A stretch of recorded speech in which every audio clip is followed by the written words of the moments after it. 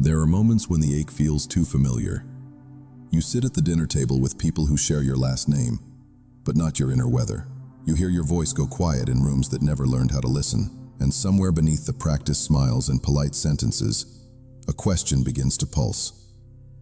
Why was I born into this? Into this body, this story, this pain. This isn't self-pity. It's the first breath of awakening. Before we try to answer with slogans, slow down and look with honest eyes. Much of what you call me was formed as a response to a room. How love was rationed, how anger traveled, how silence fell. You learned early what it seemed to cost to belong. Be useful, be pleasant, be invisible, be perfect. And those early bargains hardened into personality. Jung would call some of these bargains persona, the mask you used to move through the tribe. They kept you safe. They also cut you off from rooms within yourself. But what if your pain is not a curse, but a clue? Many traditions speak of a sacred blueprint, not a rigid fate, but a stage set for transformation. The players, your parents, your siblings, your losses, your longings. The plot, growth through contrast, light discovered through shadow. Love, not in its idealized form, but in its honest evolution. You were not dropped at random. You were planted, sometimes in hard soil, because something in you could root there. Think of a seed underground. From the surface, it looks like burial. In truth, it's beginning. Darkness is not always the enemy. It's the beginning of depth. Old souls often spend their first chapters feeling misplaced, muffled, misunderstood. Yet inside those pressures live your first initiations. The mother who withheld affection may have unconsciously sent you to find love within. The father who never stayed may have forced you to become your own anchor. The house where feelings were expensive may have tuned your ear to the whispers of intuition. None of this erases hurt, and we do not romanticize harm. But we can admit that raw material is not destiny. It is invitation. Jung's project at heart is individuation, becoming who you truly are by integrating the parts you hid to survive. What remains unconscious will run your life as if it were fate. What you turn toward with awareness becomes material for freedom. That is the pivot. From why did this happen to me, to what is this trying to grow in me? The moment you ask that second question, the story loosens. You stop waiting for different actors and start rehearsing a different role. You've noticed the signs already, even if you didn't have names for them. A heaviness enters the room before a particular person speaks. The same number repeats on receipts and street signs on the day you consider leaving. A song finds you exactly when doubt grows loud. Most people label these moments coincidence and scroll on. But if you are still enough, you sense another language at work. Your inner world has been keeping score longer than your mind has had words.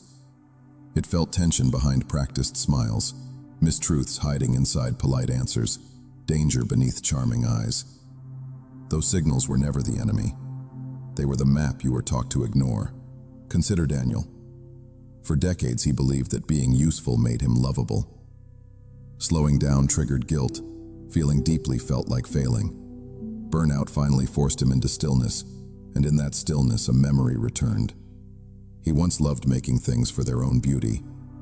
He didn't blow up his life. He began, quietly, to build again, for no one's applause. Something sacred returned, and strangely his work improved. Purpose didn't arrive through a promotion. It arrived through presence. Consider Maya. Raised where love was earned by being indispensable, she kept choosing partners who needed saving. It wasn't weakness, it was loyalty to an old contract. In therapy, she named it, "If I rescue, I will be chosen." The naming didn't fix everything, but it gave her a pen. She wrote a counter vow. I choose reciprocity over rescue. Her next first date began with a new question. Who do you go to when you're not okay? His answer revealed a network, not a vacuum. For the first time, attraction felt like an exhale, not a mission. Patterns are not punishments, they are echoes. The psyche seeks wholeness, not comfort. It brings us again and again to the same threshold, not to shame us, but to practice us, until we choose differently. Neuroscience has a phrase for this: predictive coding. The brain predicts tomorrow with yesterday's data. Jung offers a complementary lens. Autonomous complexes in the unconscious constellate similar situations, drawing us back to an old stage so the scene can be rewritten with awareness.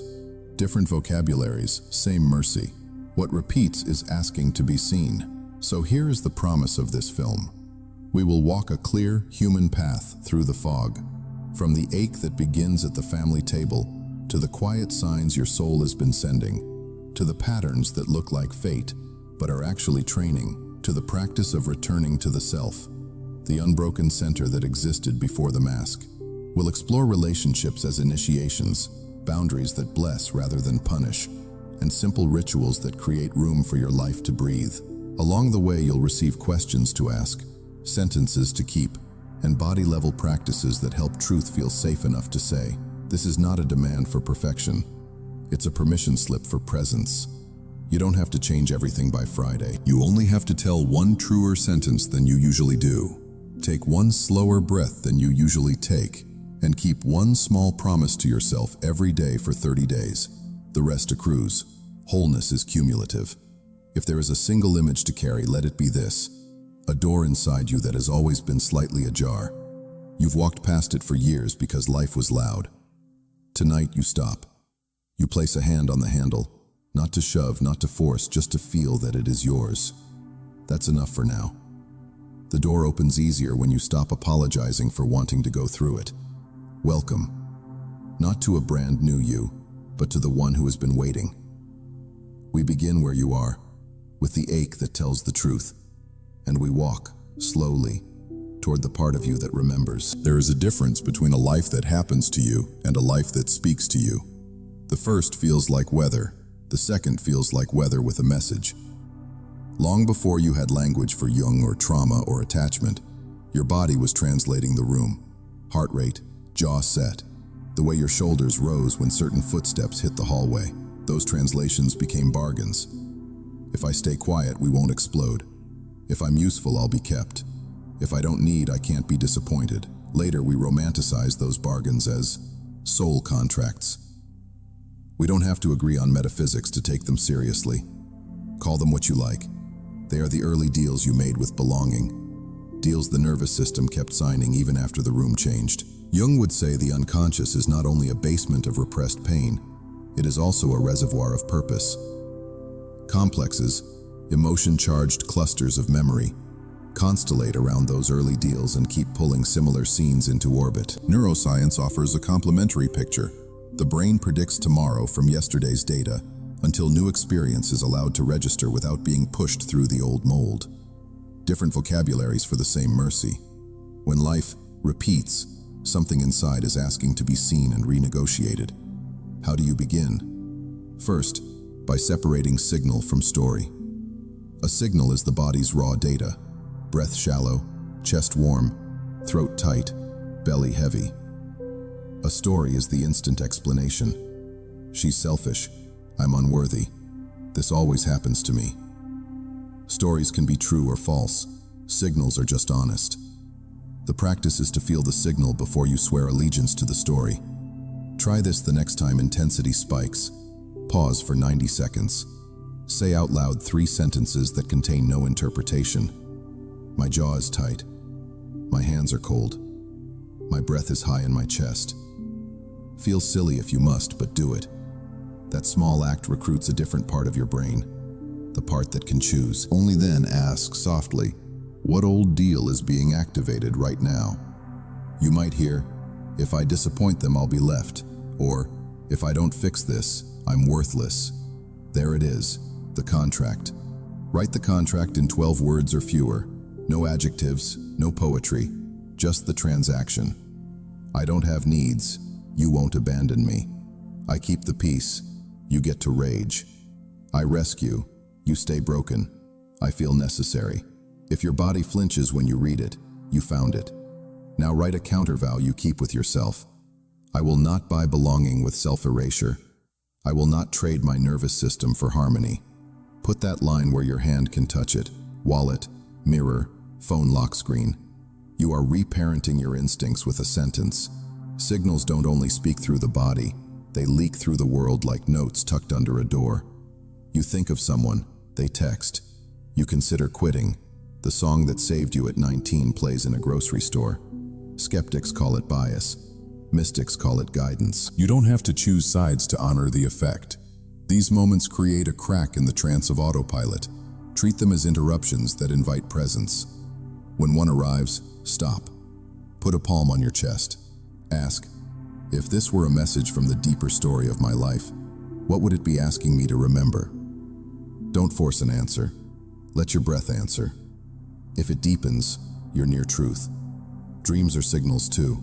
You don't need a dictionary of symbols to engage them. Use Jung's gentler practice, amplification. If you dream of a locked door, amplify everything the image could mean. Privacy, timing, protection, fear, a threshold not yet ready. Then ask, where in my waking life do I feel this same texture? The goal is not decoding like a puzzle. It is relating to the image until it starts to relate back. You might notice another class of signals, petty irritations that arrive like gnats, rolling your eyes at a colleague's brag, tightness around a friend's spontaneity. The speed with which you condemn what you once wanted. Often, irritation is a shadowed longing wearing a cheap mask. The boast threatens the part of you that wants to be seen. The spontaneity threatens the part of you that wants to risk. Before you judge, ask, what am I borrowing from them right now? Where does that live in me, even 1%? Then act on the 1%. Say one sentence in a meeting. Plan one small unplanned thing this week. This shifts the relationship from consumption to cultivation.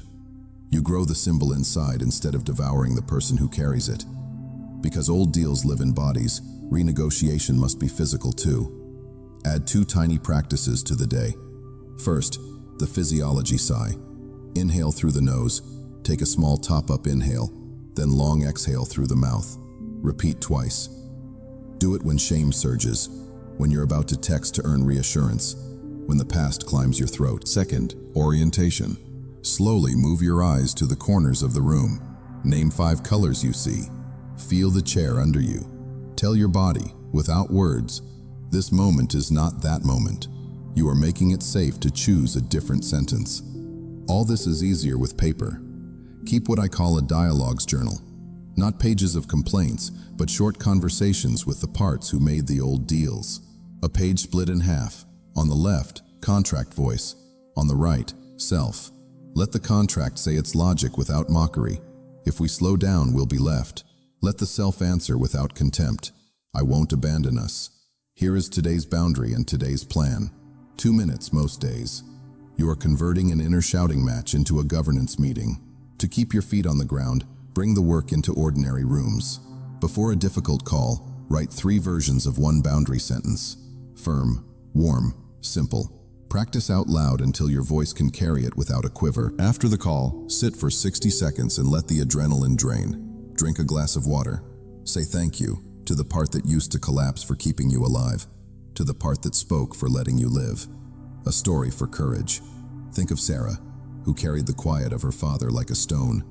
She chose lovers who were present in body but absent in heart, reenacting a museum of her childhood. The cycle broke not with a grand epiphany, but with a kitchen table practice.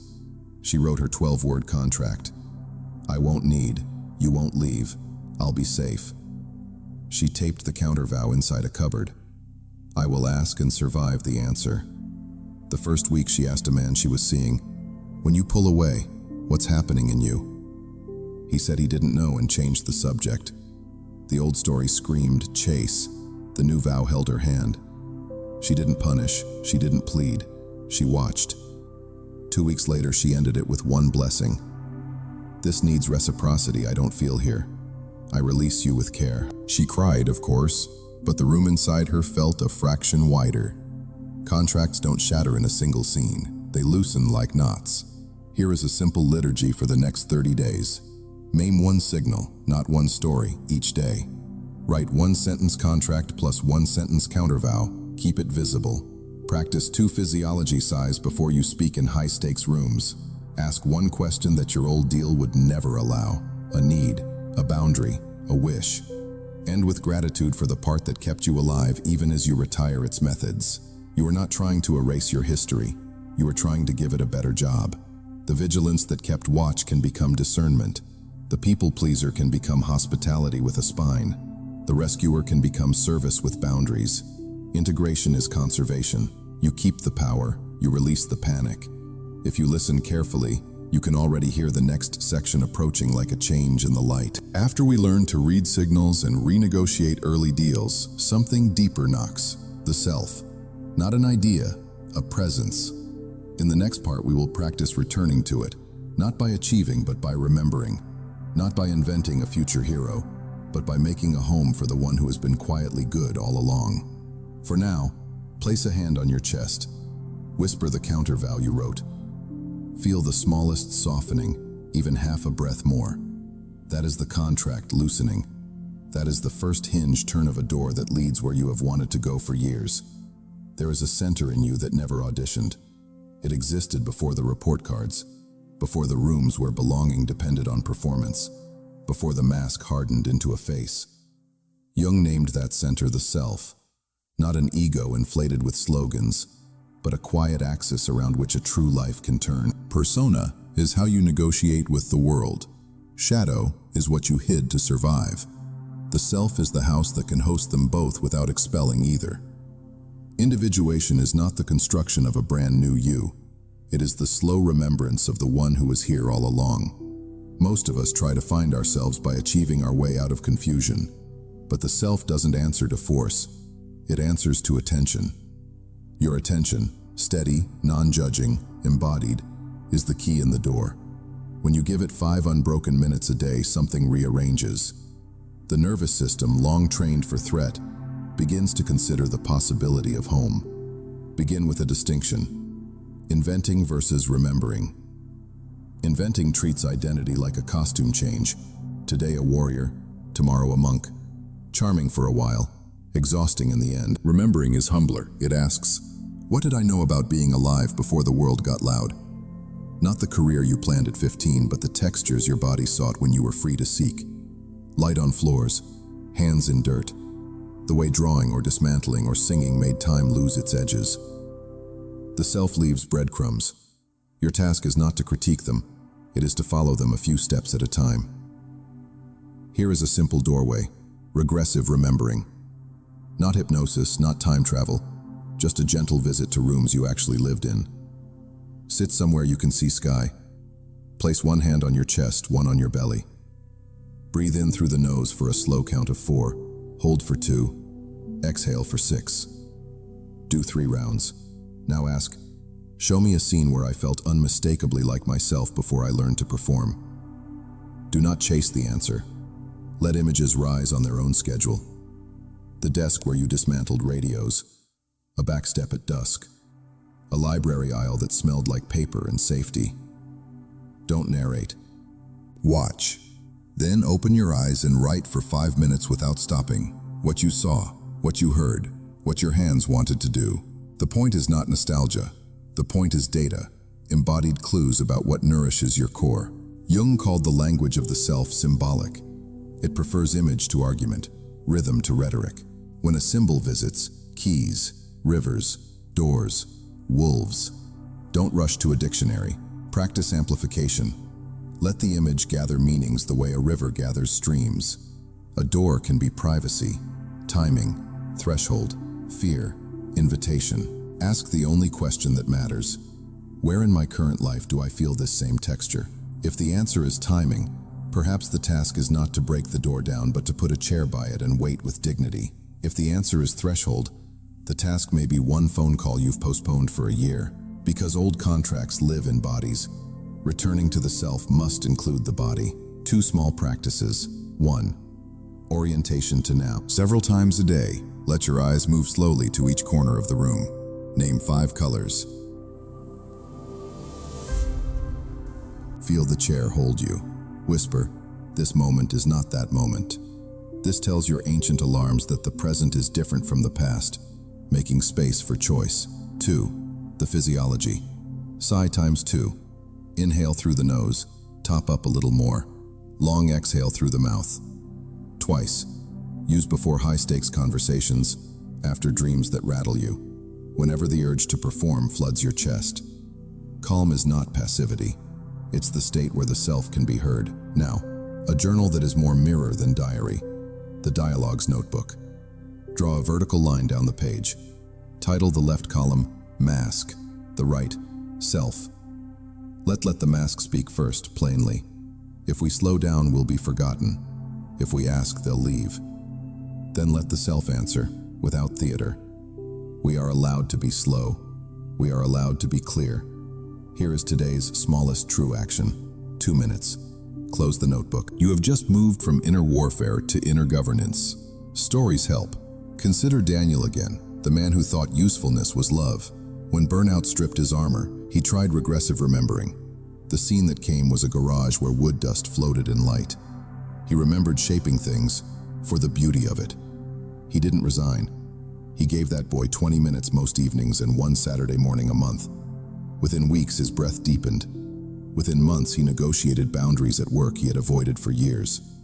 The workshop didn't fix his life. It reintroduced him to the one who could. Consider Maya, trained by childhood to be a refuge. In stillness, she saw an image. A small harbor at night, boats tied too tightly, ropes cutting into wood. Amplification offered a truth. Protection had become imprisonment. She wrote one sentence on a card. I can shelter without chaining. The next time a lover asked her to cancel on herself to soothe his anxiety, she said, I'm here, but I'm not rearranging my life to prove it. He bristled.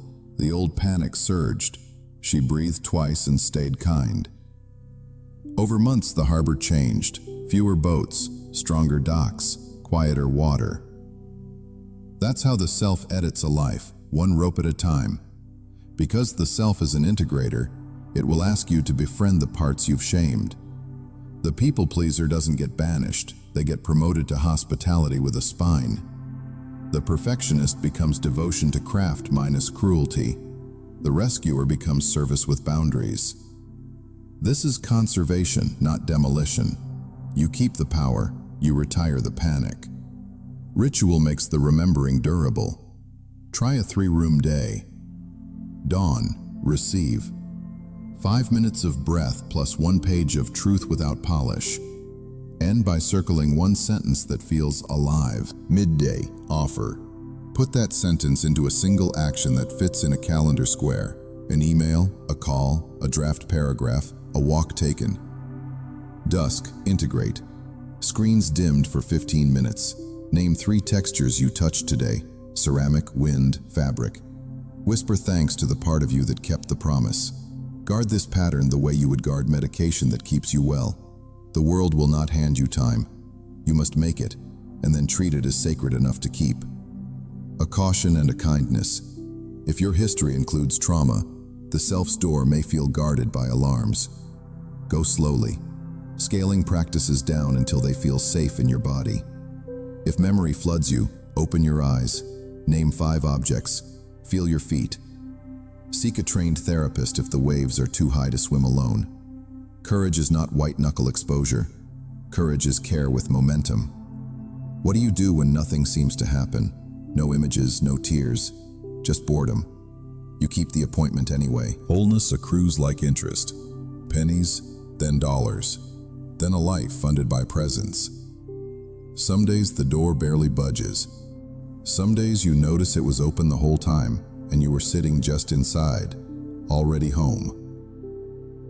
Here is your 30-day returning plan, small enough to survive real life. 5 breaths at dawn plus 5 unedited lines. 1 regressive remembering scene per week, write for 5 minutes after.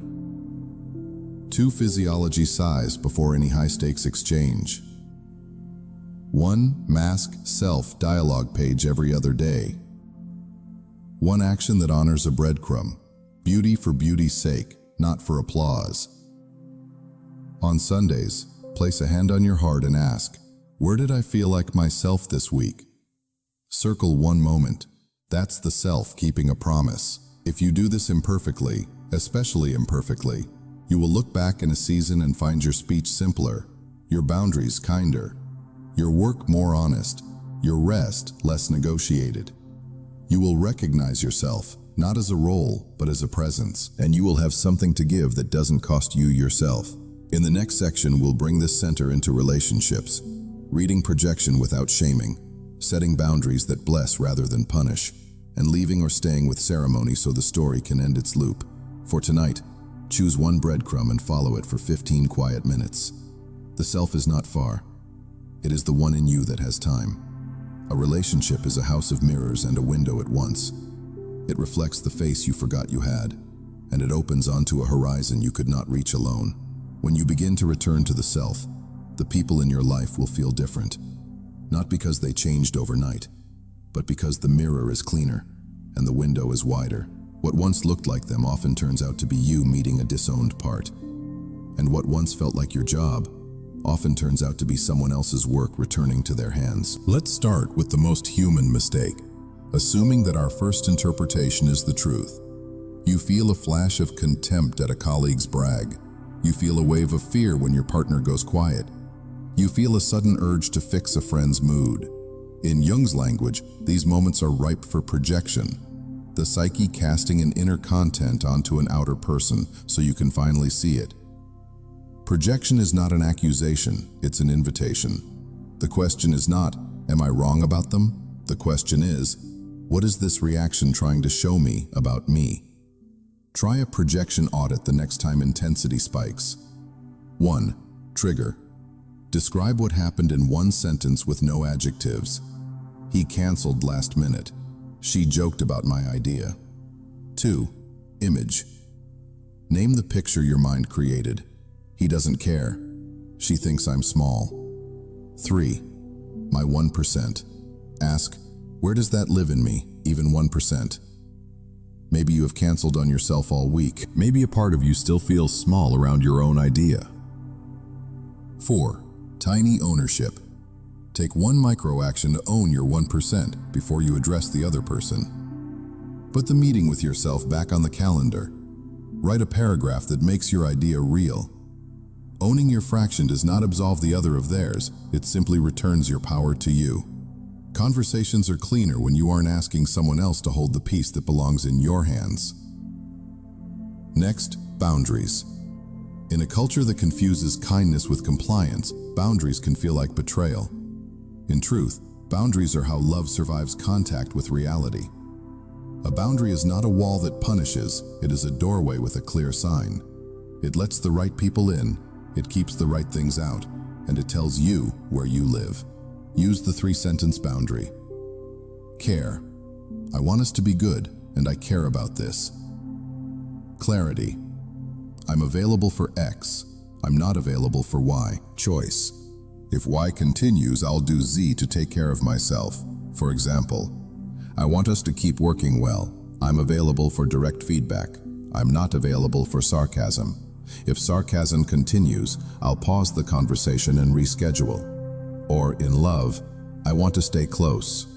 I'm available for honest conflict. I'm not available for stonewalling. If we shut down, I'll take 20 minutes and come back. Notice what is missing: diagnosis, courtroom language, threats. You are not auditioning for approval. You are describing the conditions under which your nervous system can be present. Boundaries without kindness become prisons. Kindness without boundaries becomes collapse. Together, they are a bridge with a gate and a welcome sign. Because bodies tell the truth first, keep somatic backups ready. When a talk gets hot, extend your exhale longer than your inhale for 2 rounds. Orient to the room by naming 3 objects you see. Feel your feet in your shoes. Whisper to your animal self, this moment is not that moment.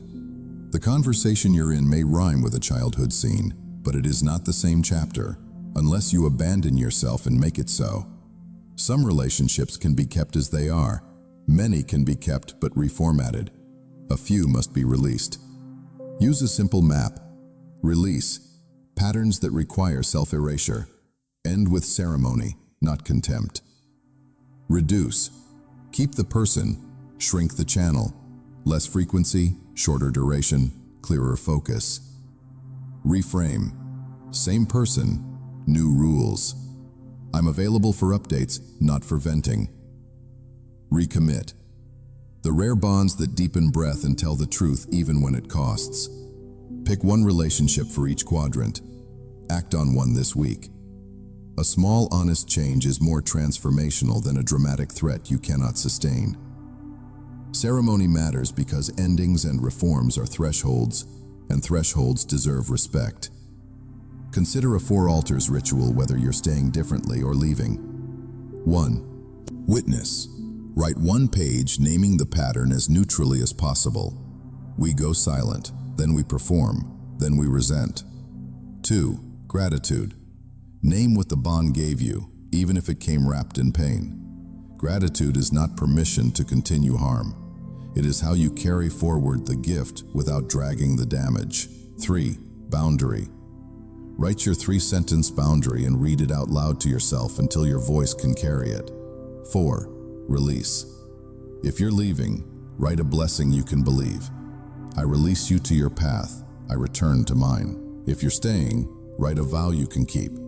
I will not trade my nervous system for harmony. A story to make this human. Noor and Eli had 10 years of love braided with an old pattern. Conflict would spark. Eli would turn analytic and cool. Noor would escalate and plead. Both would go to bed with heartbeats loud as drums. They didn't need more chemistry. They needed new choreography. They tried the projection audit first. Eli owned his 1%. When you get loud, I see my father's rage and go cold. My cold is not about your worth. It's about my old fear. Noor owned hers. When you get factual, I see my mother's withdrawal and panic. I raise volume to keep you in the room. Neither excuse erased pain. Both shifted posture. From prosecution to collaboration. They built a conflict map taped inside a kitchen cabinet. When we hit 7 out of 10 activation, we say pause. We take 20 minutes in different rooms. We both do 2 physiology size. We return and each say 1 truth and 1 request. In their first test, it was messy. Noor said pause and then kept arguing the next 3 sentences. Eli left for 20 minutes and returned in 30. They laughed anyway, because laughing was newer than their old war. 3 months later, the map had become muscle memory. They still disagreed. They just stopped bargaining with their nervous systems. Love didn't get quieter, it got kinder. Not every story ends with staying. Jonah realized that with Mira, the price of closeness was always his silence. He performed easygoing, while resentment grew mold in his chest. He used the 4 altars. He witnessed the pattern. He named his thanks for the good years. He spoke a boundary that Mira could not or would not meet, and he released with a blessing he could believe. The first nights alone were loud with ghosts. He put a chair by the door of his grief and sat with them. He didn't rush. Weeks later, a quieter room appeared inside him, the kind where an honest future can sit down. Rules of engagement keep you out of the courtroom. Name pattern plus impact plus request. When jokes land like jabs, I tense and withdraw. I'm asking for directness without the sting. Use time, not threat. I need 24 hours to consider, instead of, you're impossible. No archaeology during rupture. Don't litigate the past when today is burning. Put out the fire. Schedule excavation for a calm hour. Protect the good. In long bonds, dedicate 10 minutes after conflict to name what worked in the repair. Brains remember pain. You must help them remember skill too. A 30-day practice to make this real. 1 projection audit per week. 1 3-sentence boundary spoken aloud in a low-stakes room. Practice builds courage. 1 4 altar ceremony, either to reformat or to end 1 lingering loop. After every hard talk, drink water, step outside, look at something alive. Let your body learn that truth and safety can coexist. Keep this litany close. I will not buy connection with my disappearance. I will not sell honesty to purchase peace. I will love as if both of us deserve to stay present. That is not aggression. It is devotion with edges. In the next part, we will take everything you've gathered, signals, self, boundaries, and bring it to your work in the world. How contribution stops being a performance and becomes a shape your love can sustain. For tonight, choose 1 conversation you've been postponing. Write the 3 sentences. Breathe twice. Speak gently, then let the room and your body teach you the rest. After the hard conversations and the quiet room inside, life asks a simple question with enormous consequences. What will you give that doesn't cost you yourself? Jung didn't draw individuation as a private shrine you visit on weekends. He saw it as a river that wants to enter the city. Your calendar, your craft, your contracts, your paycheck. Contribution is not a performance for approval. It is the shape your love takes under time and gravity. The task isn't to find a glamorous mission. It's to make your values visible in hours and habits sturdy enough to last. Most people go looking for purpose the way one shops for brands. Try on identities until something fits the mirror. But the self speaks in necessities, not labels. When you listen closely, purpose arrives as a sentence that begins, I can't not. I can't not explain clearly. I can't not organize chaos. I can't not tend grief. I can't not make beauty. Your work is to build a life that can host that sentence without bankrupting your nervous system. 1. 3 compass questions for honest, livable purpose. Sit by a window. Pen, paper, no screens. Answer without editing. 1. What breaks my heart that I also have the capacity to mend? Not fantasy capacity, current capacity. Think one circle wider than you. 2. What activity done for 45 minutes deepens my breath even if no one notices? Aliveness is fuel, not dessert. 3. Where do people already quietly trust me? Trust is a breadcrumb trail to usefulness. Overlay the answers. Where they meet is your assignment for this season, not forever, but for now. Purpose is iterative. Sincerity multiplied by practice becomes path. 2. Archetypes at work, so your inner cast actually clocks in. The lover wants beauty and connection. The warrior wants clarity and clean action. The sage wants meaning. The creator wants to build. Work worsens when one archetype runs the whole floor. Give each a shift. Lover shift, 5 to 10 minutes. Make the space hospitable. Open a window, one candle, a single line of a poem pinned to your screen. Beauty is regulation in disguise. Warrior shift, 20 to 40 minutes. One ugly, essential action you've avoided. Send the boundary email. Write the first messy paragraph. Ship the prototype. Sage creator shift, 20 to 40 minutes. Reflect and refine. What did we learn? What will we try next? Then make one small thing. Set a timer. Rotate shifts. This is not cute productivity. It is inner governance. When each part is given airtime, you stop acting like an office staffed by one exhausted employee. 3. Energy accounting, because burnout is a pricing problem. Burnout is the interest you pay on undervalued energy. Instead of micromanaging minutes, audit charge. Draw 3 columns. Charges me, neutral, drains me. Fill them with tasks, people, and inputs. Each week, increase charges me by 10%, and decrease drains me by 10%. This tiny bias compounds. You're not chasing a perfect week, you're compounding viability. When negotiating fees, timelines, or roles, trade apology for architecture. To maintain quality and sustainability, here's a structure that works. Scope X, timeline Y, fee Z, with 2 feedback windows. Truth plus structure invites respect. You are not just protecting yourself, you are protecting the continuity of your gift. 4. A creative ritual that ordinary jobs can keep. Waiting for inspiration is a religion of disappointment. Invite it. Entrance cue. Same place, same mug, same opening line. Today I'll make one honest thing, small and real. Cadence. Work in 50 to 20 to 50 minutes work, minutes walk, minutes work. The no headphones walk lets the default network reorganize. Graceful stop. End while you still know the next sentence. Tomorrow's you will be grateful for the thread. Your role might not be creative on paper. The ritual still applies. Every spreadsheet has a story. Every meeting has a temperature. Every email can be a boundary with a pulse. 5. The shadow at the office. 3 traps, 3 exits. Saviorism. Becoming the one who always absorbs overflow. Exit. I help best inside clear limits. Publish those limits. Create templates others can use without you. Help without martyrdom. False modesty. Lowering volume on truth to stay likable. Exit. The 5% rule. In each meeting, say one sentence 5% truer than usual. Teach your body that honesty is survivable. Cold expertise. Hiding in data to avoid human stakes. Exit.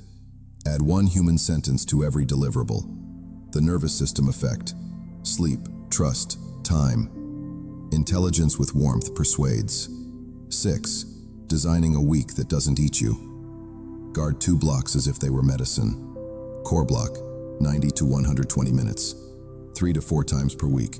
First half of the day if you can. Phone out of room. Only work that moves the mission. Maintenance block, 45 to 60 minutes. Daily.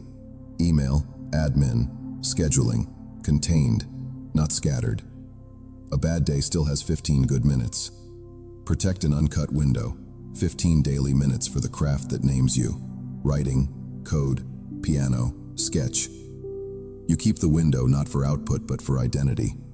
I am the kind of person who, even on days like this. 7. The project you can actually finish. Pick one project that can be finished in 4 to 6 weeks. Define done with boring clarity. Scope, length, audience, platform, date. Then commit to a show-up minimum. 30 minutes, 5 days a week. Perfection wants you to promise a masterpiece. Devotion wants you to promise attendance. Attendance wins.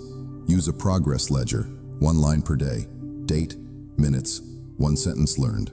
The ledger is a mirror that refuses your inner critic's amnesia. 8. Collaboration without self-deletion. Before any joint work, agree on 3 things. 1. Definition of done. Criteria for quality.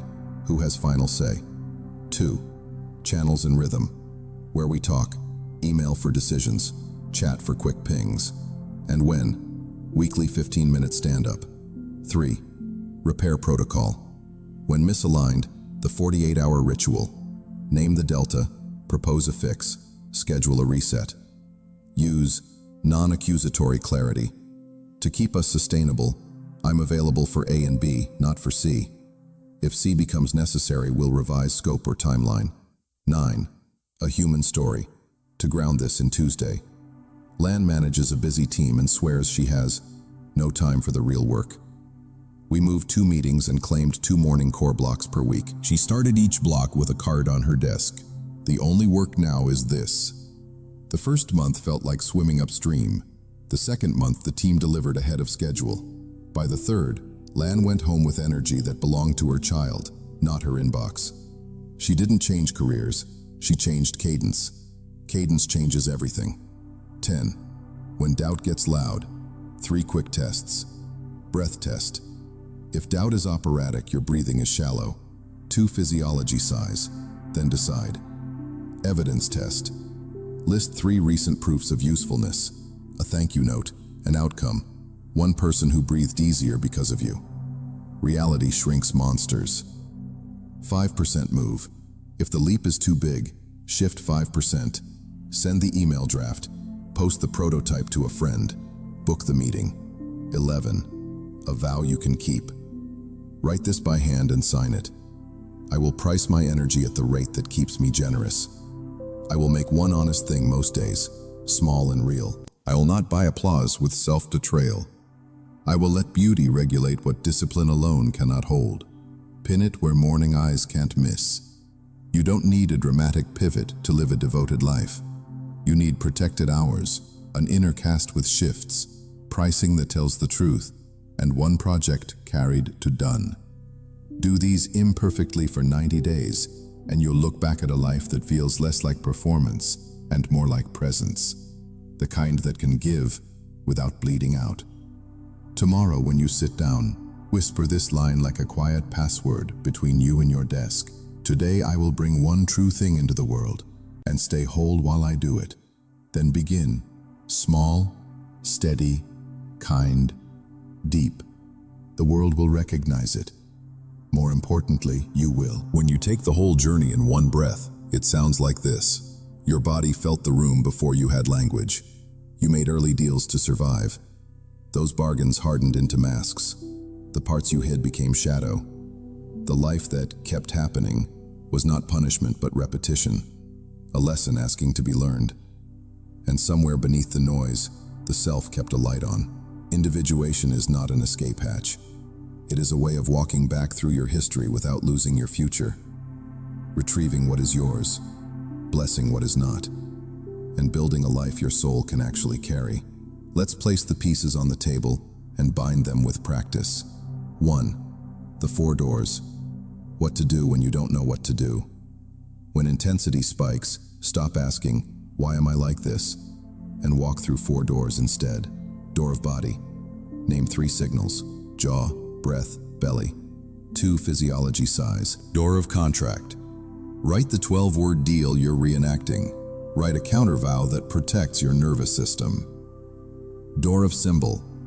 What image or phrase is visiting? A door? A river? Amplify it and ask where this texture is alive right now. Door of action. Take one step your old deal wouldn't let you take. Ask, decline, pause, or leave. You don't need to fix your entire lineage tonight. You only need to keep your vow for the next 15 minutes. 2. The projection audit. So relationships stop turning into courtrooms. State the trigger without adjectives. Name the story your mind built. Own your 1%. Then speak 3 sentences that combine care, clarity, and choice. If voices rise, orient to the room. If history floods, step outside and name 5 living things. You're not abandoning the conversation. You're rescuing the conditions in which truth can be told. 3. The self-appointment. Because wholeness accrues. 5 breaths at dawn. 5 unedited lines. 1 breadcrumb followed for 15 minutes. Wood, dust, and light. A scale on the piano. The shape of a paragraph you will not show yet.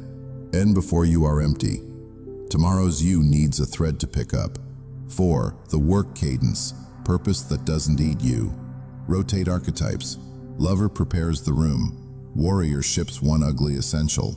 Sage/creator reflects and builds one honest thing. Guard a core block most days.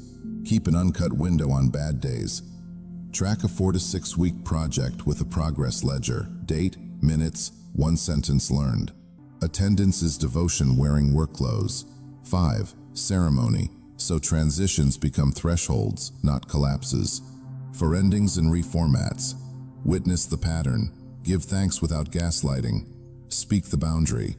Offer release or vow. Light a candle. Read it aloud.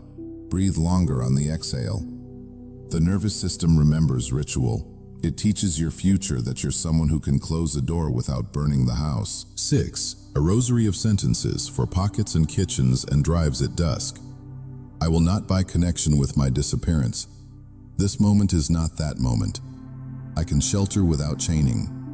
I will not trade my nervous system for harmony. 1 sentence 5% truer than usual. Beauty regulates what discipline alone cannot hold. Say them out loud. Language is architecture. Build rooms you can live in. Now, 3 misunderstandings to retire before they steal your progress.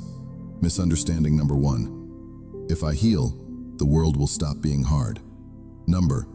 If you heal, you will stop being easier to break. The world stays weather. Your roof gets better. Your hearth gets warmer. You learn which storms are worth sailing and which demand harbor. Misunderstanding number 2. Boundaries mean I'm selfish. Number. Boundaries mean love with a spine. They preserve your capacity to remain present where presence is possible, and to withdraw where harm would make your future smaller. Without boundaries, you will call collapse kindness and resentment loyalty. With boundaries, kindness learns endurance. Misunderstanding number 3. The self is a peak state I must earn. Number. The self is a home you remember. Some days the door sticks. Some days you find yourself already in the kitchen making tea. You don't fail if the house is messy. You keep living there. If you want a single 30-day weave that holds everything without choking your calendar, use this. Dawn. 5 breaths, 5 lines, circle 1 sentence. Midday. 1 boundary or 1 5% truer sentence in the smallest room that matters. Dusk. Name 3 textures you touched. Whisper thanks to one part you usually scold. Weekly. 1 projection audit. 1 regressive remembering scene. 1 micro ceremony. Begin, pause, or end. Monthly. Finish 1 modest project you can hand to a real person. Done over dazzling. You may feel a grief rising as you practice. Grief for years spent inside old contracts. For younger selves who thought disappearing was the price of love. Don't rush it. Put a chair beside that door and keep them company. They are not evidence of failure. They are witnesses. When they see you keep a boundary, they relax. When they watch you follow a breadcrumb, they smile. When they hear you say, "This needs reciprocity," they believe, for the first time, that you will not trade them away. Let's gather the 5 key insights like a compass you can hold. 1. Signals before stories. Feel the body's truth before the mind's theater. 2. Contracts named, vows rewritten. 12 words that ruled you, 12 that will protect you. 3. Self as home, not prize. Remembering beats reinvention. Presence beats performance. 4. Relationships as initiations. Projections invite ownership. Boundaries keep love human. Endings can bless. 5. Devotion over drama. Cadence, not crisis, sustains purpose. Attendance, not perfection, builds a life. If you need a first step by the time this video ends, do this. Write 1 counter vow on a sticky note and put it where your eyes will meet it before a hard conversation. When the moment comes, read it silently once. Then speak 1 clear sentence your old contract would not permit. You will feel a tremor. Shaking is the sound of chains loosening. And if you need a last word for tonight, let it be the blessing Jung alluded to across his work. What remains unconscious rules you. What you befriend becomes strength. You are not late. You are right on the hour your soul could finally bear the weight of freedom. The ache brought you here. The work will carry you forward. I'll leave you with 3 questions to walk with over the next week. Where did I feel unmistakably like myself in the last 7 days? Name the smallest moment.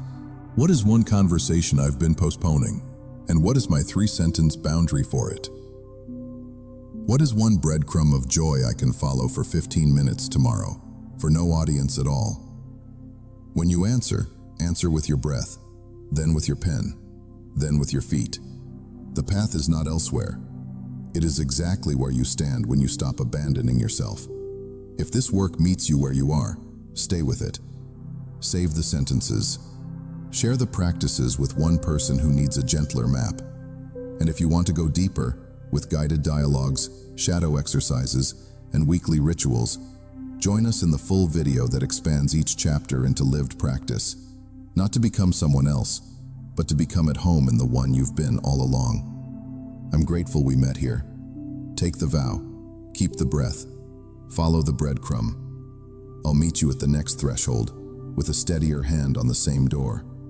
Insight without rhythm evaporates. What changes a life is not the brilliance of a single night, but the choreography of many ordinary mornings. This part is a field guide, a compact set of practices you can stitch into your calendar without turning your days into a wellness obstacle course. Keep it small, honest, repeatable. Depth is not a mood, it's a method. A. The 20-minute morning, returning to the self before the world arrives. Minute 0 to 2, arrival. Open a window if you can. 1 hand to chest, 1 to belly. 2 physiology sighs. Inhale, top up inhale, long exhale. Whisper, this moment is not that moment. Minute 2 to 7, 5 lines, unedited. On paper, write exactly 5 lines. No fancy sentences. Answer. 1. What signal is strongest in my body? 2. What contract seems active today? Less than or equal to 12 words. 3. What countervow protects my nervous system? 4. What is 1 5% truer sentence I could say today? 5. What is 1 breadcrumb of joy I can follow for 15 minutes? Minute 7 to 12, regressive remembering, gentle.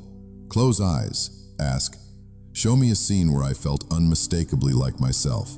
Watch, don't narrate. When an image appears, the garage with wood dust, the summer library aisle, open your eyes and jot 3 nouns, 3 verbs, 1 sentence. Today, I will touch that texture for 15 minutes.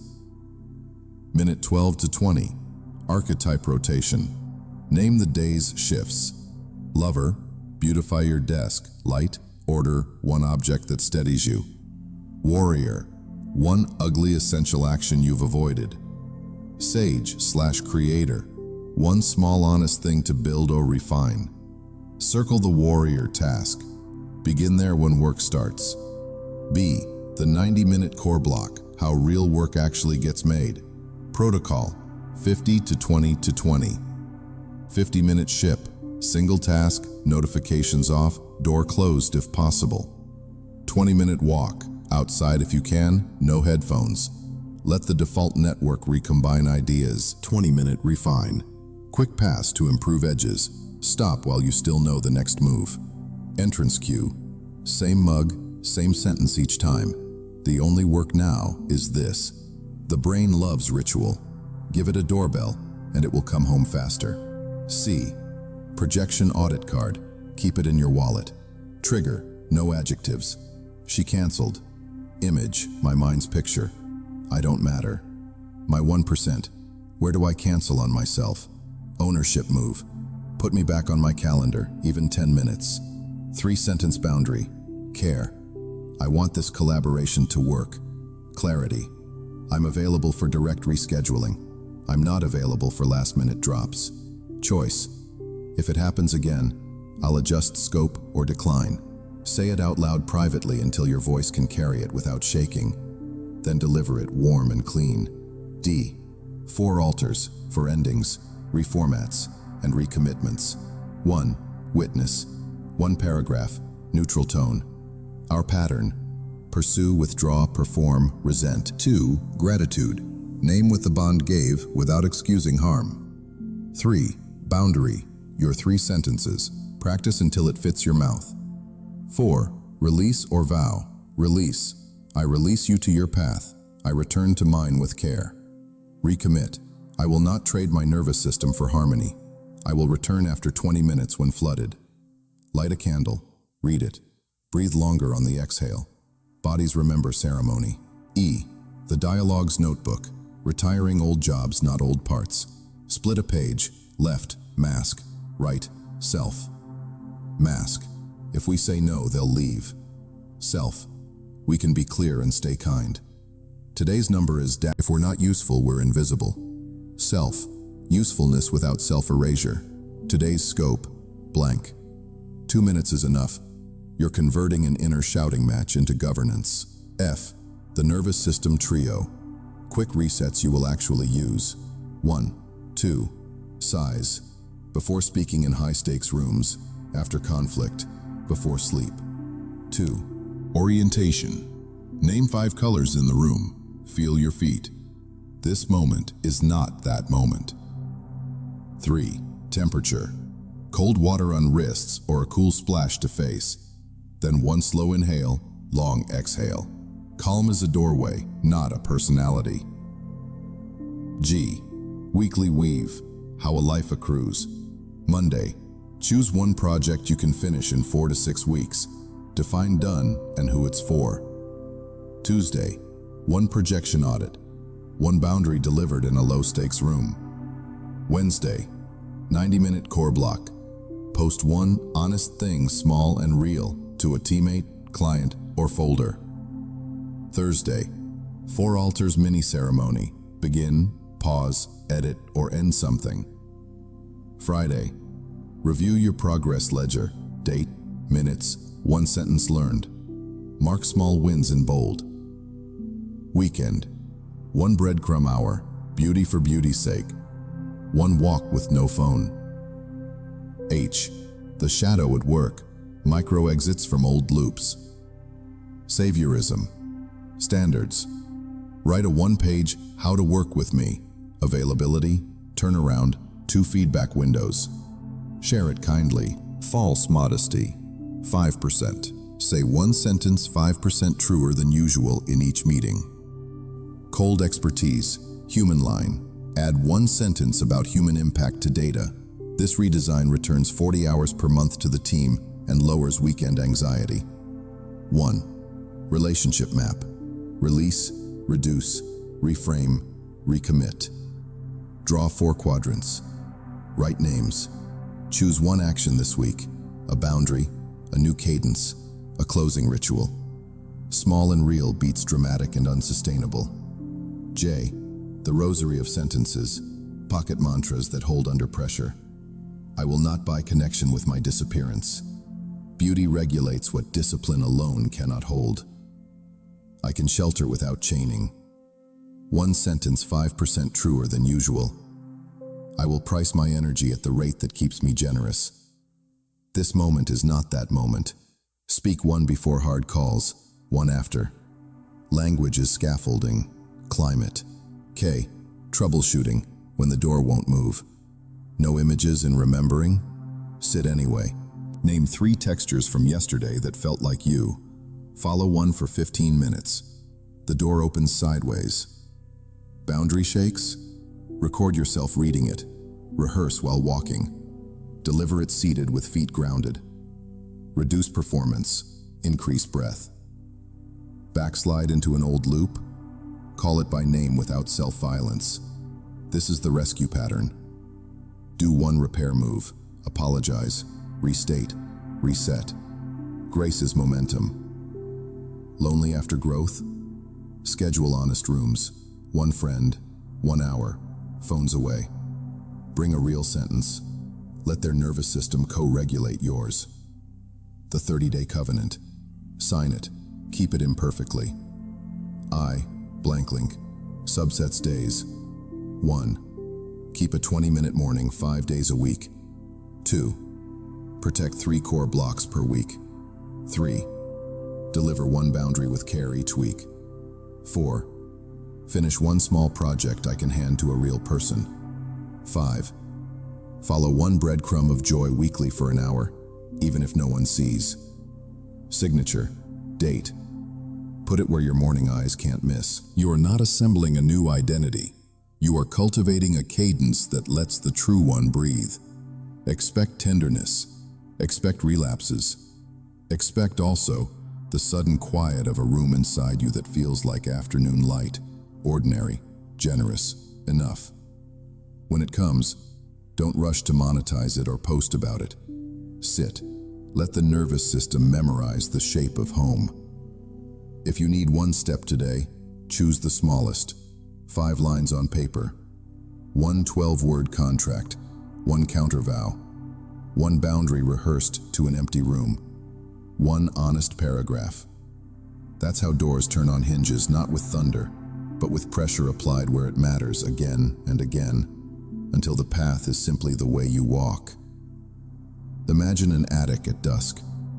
Dust floats in thin gold lines, boxes stacked like unsaid sentences. Inside them, photographs, letters, heirlooms, absences. You didn't pack these boxes, you inherited them. And yet the weight lives in your body. The way your breath shortens when voices rise. The way your shoulders lift when a door clicks shut. Jung hinted at this field, the family unconscious woven into the larger collective sea, where feelings, defenses, and unfinished tasks drift across generations until someone awake enough, and tender enough, decides to bring them to shore. That someone now is you. This isn't about blame, it's about authorship. Modern psychology acknowledges that what a family repeats can shape nervous systems, stress patterns learned by watching, rules etched by silence, meanings carried in tone and posture. You can't rewrite your ancestors' lives, but you can change how their weather lives in your house. Begin with a map, not a myth. 1. The 3-generation map. What repeats, what wants release. Take a big sheet of paper. Draw 3 rows, grandparents, parents, you/siblings. Under each name, sketch symbols for patterns. A small thunderbolt for rages, a padlock for secrets, an empty circle for absence, a heart for tenderness, a candle for faith or meaning. Add short phrases, not diagnoses, like worked to be loved, joked instead of feeling, carried everyone, left when stuck. Step back. What clusters? Where do lines repeat? Where does your life rhyme with lives you never lived? Circle the pattern you feel compelled to end, then write a 12-word vow that protects your nervous system and your future. I will not buy belonging with silence. I end rage with boundaries, not with fear. 2. The unsent letter. Witness without waiting for permission. Write to the ancestor, or to the role, father, mother, eldest, scapegoat, that lives loudest in you. 3 paragraphs. Witness. What happened, in simple language. Impact. How it shows up in your body and choices now. Boundary plus blessing. The line you will hold, and a wish you can mean. I release what is not mine. May what was unloved finally be met, through me, but not at my expense. Read it aloud to the empty room, or to a steady friend, and then place it where ritual tells you it now belongs. A box, a drawer, a candle's brief fire. You are informing the nervous system that the conversation exists even if the person cannot or will not meet you there. 3. A secular ancestral altar. Carry forward the gift without dragging the wound. Choose 3 objects that represent clean strength from your line. A recipe card, a stone from your hometown, a tool that built something sturdy. Place them together somewhere small. Once a week, light a candle and speak 4 sentences. Name. I come from blank and blank. Gratitude. I carry forward blank, work ethic, wit, music, with thanks. Boundary. I do not carry blank, secrecy, self-erasure, violence. These blessing. May what could not heal then, heal here. Bodies remember ritual. They relax when the mouth says what the heart has held. 4. Let the body end what the mind can't. Some imprints dissolve only through movement and sound. Try 3 minutes of gentle shaking, knees soft, wrists loose, then humming in your chest until you feel vibration under your sternum. Then 2 physiology sighs. Finish by orienting. Let your eyes slowly track the room's edges. Name 5 colors. Feel the chair. Whisper, this moment is not that moment. The line between eras thickens. Choice becomes possible. 5. Reparations in miniature. Paying forward what you wish had been paid back. Choose 1 small, repeatable act that repairs the line through behavior. If money vanished in your family, build a tiny safety jar, $10 a week, named Future Calm. If secrets ruled, start a truth ritual with someone safe. 1 honest sentence at Sunday dinner. If bodies were shamed, make a kindness practice. Each morning, place a palm on your chest and say, "Thank you for carrying me." If rage drilled holes in the roof, adopt a storm protocol. When voices rise, call pause, take 20 minutes. Return with 1 truth and 1 request. Do not despise the scale. Lineages shift through modest rituals kept stubbornly. A story to make this true in Tuesday light. Elena grew up in a house where love meant endurance. Her grandmother stayed through cruelty. Her mother stayed through emptiness. Elena stayed through chaos and called it resilience. Her 3-generation map looked like a ladder of women clinging to rungs that splintered. She wrote a vow. In my line, resilience becomes discernment. The unsent letter poured out, witness, impact, boundary, blessing, then burned to ash in a ceramic bowl. On a shelf, she placed a wooden spoon. Her grandmother's food fed everyone. A postage stamp. Her mother's letters held gentleness. And a small rock Elena found the day she left. Each Sunday she touched them, named the gifts, named the line she would not cross, and cooked 1 nourishing meal that didn't require apology. Months later, she laughed at her kitchen table and realized the laugh sounded new, relief without guilt. Not every ancestor earns your altar. Some histories are brutal. Your nervous system gets veto power. If placing a photo floods you, don't. Choose a lineage of spirit instead. Writers, elders, neighbors, teachers who taught you how to be human. Blood is 1 river. Chosen kin are another. You are allowed to drink where the water is clean. Myth offers a lantern. Picture the labyrinth, twists and echoes, no sky. The minotaur fed by secrets. The myth says the hero survives not through muscle but through thread. Ariadne's thread is simple practice tied to the doorframe of your life. The vow on your mirror, the Sunday candle. The kitchen table truth, the safety jar, the storm protocol. Every time you keep one, you lengthen the thread. When fear pulls you deeper into old turns, you do not argue with the maze. You touch the thread and follow it home. What about forgiveness? It is not required to begin.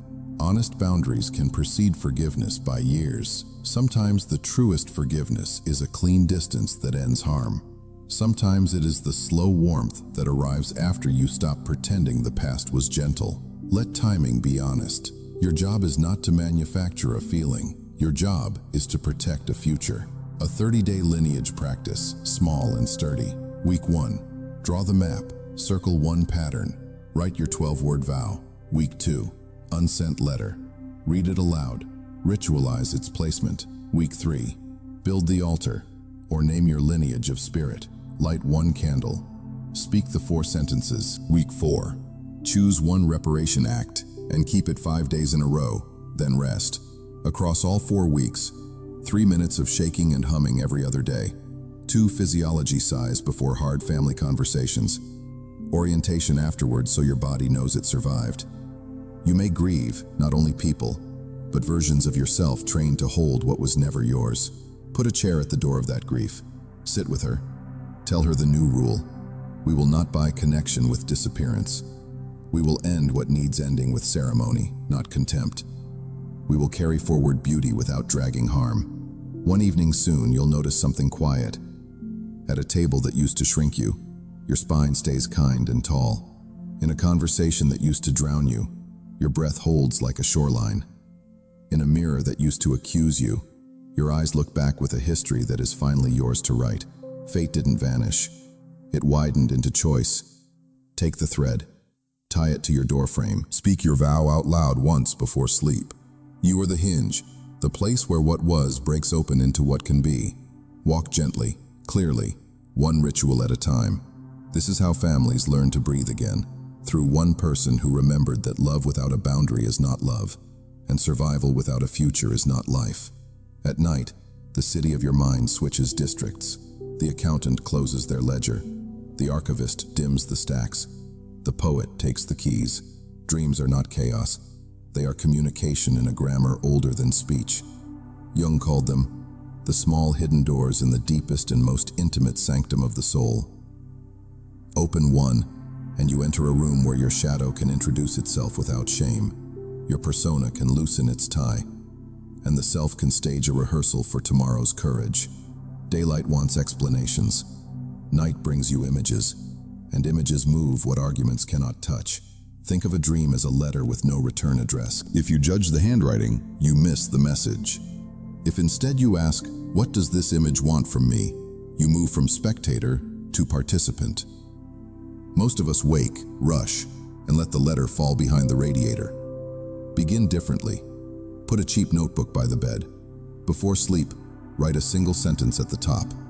Tonight I invite a dream that helps me understand. Keep it humble, one knot at a time. Boundary, grief, a decision. This is incubation, not control, but invitation.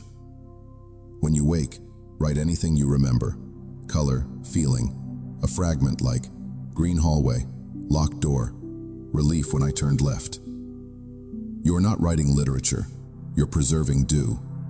Because the unconscious prefers symbol to syllabus, engage the dream with amplification rather than translation. Don't Google, what does a wolf mean? Ask your life, not a dictionary. Sit with the image the way you'd sit with a guest who doesn't speak your language. Offer tea, point, wait, listen. Try this 4-step frame. 1. Facts first. Bullet the dream without adjectives. Night, green hallway, locked door, turn left. Relief. 2. Feel. Put a word to the body tone of each moment. Tight, quick, heavy, sweet. 3. Associations. List 3 personal meanings per image. Green hallway, hospital as a kid, school stairwell, a hiking trail at dusk. 4. Lifelink. Ask, where in my current week do I feel this same texture? Maybe the hallway is your inbox. The locked door is that conversation you keep postponing. Left turn relief is the small boundary you finally set. Now, re-enter the dream, not as fantasy, but as active imagination. Choose the most charged scene. Close your eyes in a quiet chair, breathe twice, and picture the moment like a stage you can walk onto. Do not force the plot. Let one element move. A doorknob turns, a bird lands, a younger you shows up with a question. Speak one simple line to the image. What do you want me to know? Then answer as the image. Yes, literally. If there's a door, be the door. I'm not keeping you out. I'm slowing you down so you don't miss the room on your left. Write the dialogue down. If words stall, draw lines and shapes. The hand knows paths the tongue can't map. Because bodies carry contracts, and every session with somatic punctuation so the message lands. 2 physiology sighs, a glass of water, a hand to heart with the sentence, "Thank you for speaking." I will carry one small action. What action? Use the left turn rule. Do something tiny that honors the dream's direction. Send the email you avoid. Cancel the obligation that steals your breath. Put a chair by the door of a grief you've been standing for months. Dream clarified, day corroborated. What about nightmares? They are not punishments, they are alarms with meaning. Treat them like smoke drills. The house isn't always burning, but the system wants you to learn an exit. First, reduce intensity. Sit up, orient to the room, corners, colors. Name today's date. Press your feet into the floor. Then rewrite the last 30 seconds of the dream while awake. Add a helper, a light, a locked window that now opens. Rehearse this new ending 3 nights in a row. Imagery rehearsal therapy. You're training the nervous system to move from helplessness to choice. If trauma history makes dreams overwhelming, work with a clinician. Titration is care, not cowardice. To keep dream work honest, invite shadow in deliberately. Once a week, ask before sleep, show me the part of me I keep outsourcing. Maybe the dream returns with a thief, a loud stranger, a double. Don't moralize. Interview them in active imagination. Where do you live in my day? What job do you want? Often the thief wants to steal back time from your pleasing. The stranger wants you to be visible without apology. The double wants your honesty to grow a spine. Promote them wisely. You may pick one meeting this week and say one sentence 5% truer. Researchers note that REM-rich sleep helps emotional memory reorganize. Clinicians use dream rehearsal to shift nightmares. Meditation studies show that brief evening breath work improves dream recall and reduces reactivity on waking. Translation for real life. A 10-minute wind down without screens, 2 slow sighs, and an intention sentence change the night. Changing the night changes the day. Some practical containers. The 3-page dump. Twice a week, morning. Write 3 longhand pages that begin with last night's images and end with one commitment. Don't tidy. Mess is data. The image shelf. Keep physical tokens for recurring symbols. A key, a feather, a small stone. Touch the one that visits most this month. Ask aloud, where today? The Dream Circle monthly. 2 trusted people, 30 minutes each. Rules. No this means, only this reminds me of, and if it were my dream. You borrow each other's lenses without stealing authorship. A story. Ravi kept dreaming of a cracked aquarium leaking onto a piano. He woke uneasy and went to work, where he was drowning in requests he kept accepting. Facts first, feel next. Tight chest choosing yes, relief imagining no. Associations. The aquarium was his calendar, the piano his neglected composing. Lifelink. He hadn't written music in a year. In active imagination, he became the water. I want to be in motion, not a box. He became the piano. Let me be played, not dusted. Left turn action. Ravi reclaimed one evening a week and said one boundary sentence at work. I can deliver A by Friday, B needs next Tuesday.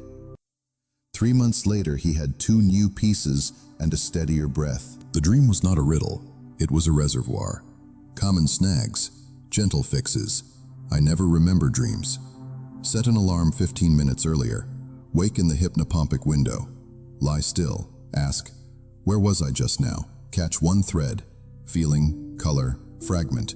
Write even that. Recall grows with attention. My dreams are bizarre. Good.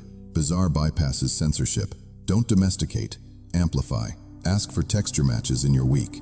I overthink analysis. Time box to 10 minutes. End with a body act.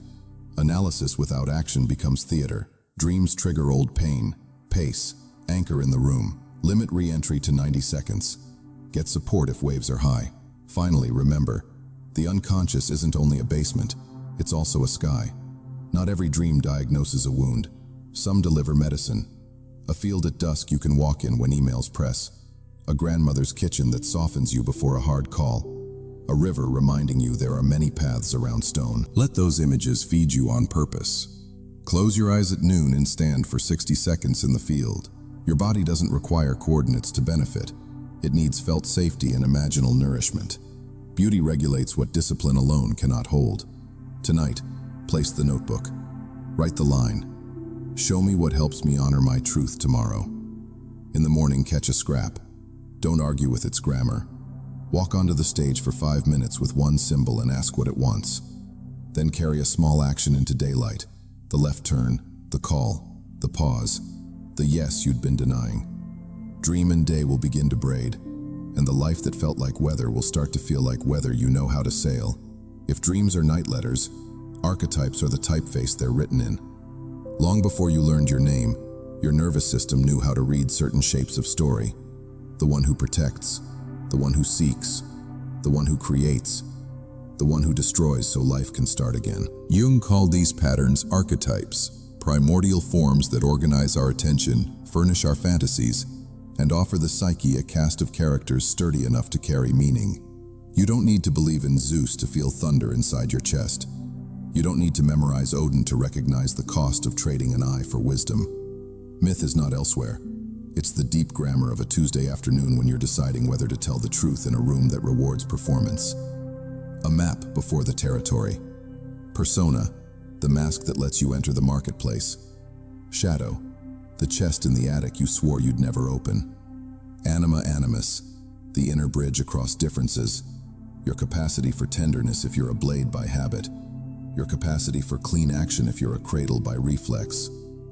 Self, the quiet, centered circle that can host all the others without exile. Around these move the culture's old figures, the lover, warrior, sage, creator, ruler, caregiver, explorer, magician, jester, every person, outlaw, innocent. None are you, all are in you. Problems begin when one archetype seizes the mic, shouting until your life becomes a single note. Health is inner democracy, a cast sharing the stage according to the scene. How to live this without turning your day into cosplay? Start small. Choose 4 working archetypes to clock into your life this month. Lover, warrior, sage, creator. Give each a job description and a short daily shift. Lover, regulation and beauty. Job, keep the nervous system hospitable. Shift, 5 minutes to make your environment friendly. Open a window. Clear 10 square inches of desk. One object that steadies you. Deliverable, a body that can stay for the conversation. Warrior, action and boundaries. Job, protect what matters. Move what's stuck. Shift, one ugly essential action you've avoided. Send the boundary. Start the paragraph. Make the call. Deliverable, momentum without violence. Sage, meaning and coherence. Job, ask better questions. Extract learning. Shift, 10 minutes to distill. What worked? What didn't? What will we try next? Deliverable, a paragraph of clarity. Creator, making and risk. Job, turn breath into artifact. Shift, 20 minutes to build one small, honest thing. Deliverable, proof of life. Pin a card above your desk. LWSC with a checkbox for each day. You aren't worshiping symbols, you're hiring them, inviting ancient postures to do modern work. Now, the 2 archetypes most likely to tangle your shoelaces. Persona and shadow. Persona keeps the social contract. It says please and thanks and hits reply all correctly. Shadow holds all the talents, instincts, and truths you banished to keep persona likable. When persona runs the day alone, you become a resume who sleeps poorly. When shadow runs it unchecked, you become a wildfire scaring your own forest. Integration means giving shadow legal employment. Try the shadow internship. Write the name of your social mask at the top of a page. v.g., the helpful one, the expert, the easygoing partner. Under it, list the behaviors that keep it employed. Next column, what does this mask suppress? Anger, appetite, audacity, vulnerability, rest. Third column, one legal job for the suppressed energy. If anger, boundary writing for 15 minutes. If appetite, a generous meal eaten slowly. If audacity, pitch the idea to a friendly room first. If rest, a protected hour without screens. You are not fixing a flaw, you're unionizing the exiled. Once they have contracts, they stop sabotaging your meetings. Archetypes also heal when we name the stage we're on. Campbell's hero's journey is not a command to bayonet dragons. It's a way to metabolize change. Consider your current threshold. Are you at the call, a tug you can't explain? The refusal, inventive reasons not to start. The road of trials, everything you needed to learn, arriving disguised as inconvenience. The abyss, where your old deal dies. Or the return, bringing medicine back to those who never left. Labeling the scene right-sizes your expectations. The abyss is not proof you chose wrong. It's the tuition for becoming someone who doesn't abandon herself when it's dark. A practice to keep myth from becoming museum. The 12-word stage card. Each Sunday, write 12 words. This week's stage is, the courage I will practice is, tape it to your laptop. Example, road of trials, practice, 5% truer sentence daily. When Thursday feels swampy, the card reminds you that swamps belong to this stage. You won't build a cathedral there. You will take careful steps and keep your socks dry. Because archetypes are embodied, use micro-rituals to invite the right posture at the right time. Warrior entrance. Stand. Feet shoulder width. Exhale longer than inhale twice. Place 2 fingers at your solar plexus and say quietly, straight, clear, kind. Send the email. Lover entrance. Palm to heart. Notice 3 colors. Put on the lamp you like. Begin the call. Sage entrance. Ask one better question before speaking. For example, what problem, if solved, makes the rest easier? Creator entrance. Open a blank page and type this sentence. Today I will make one honest thing, small and real. Continue for 20 minutes without editing. Anima/animus work is subtler and essential. It is not about gender roles. It's about rebalancing lost capacities. If you live as blade, cultivate cradle. If you live as cradle, cultivate clean edge. Nick 1 counter capacity to practice for 30 days. If you over-index tenderness, practice decisive closure. 1 pending decision cut cleanly each day. If you over-index logic, practice felt reference. Pause to ask, what does my chest say about this before you send? If you over-index speed, practice tempo right-sizing. Add 24 hours between draft and ship for high-stakes items. If you over-index harmony, practice conflict initiation.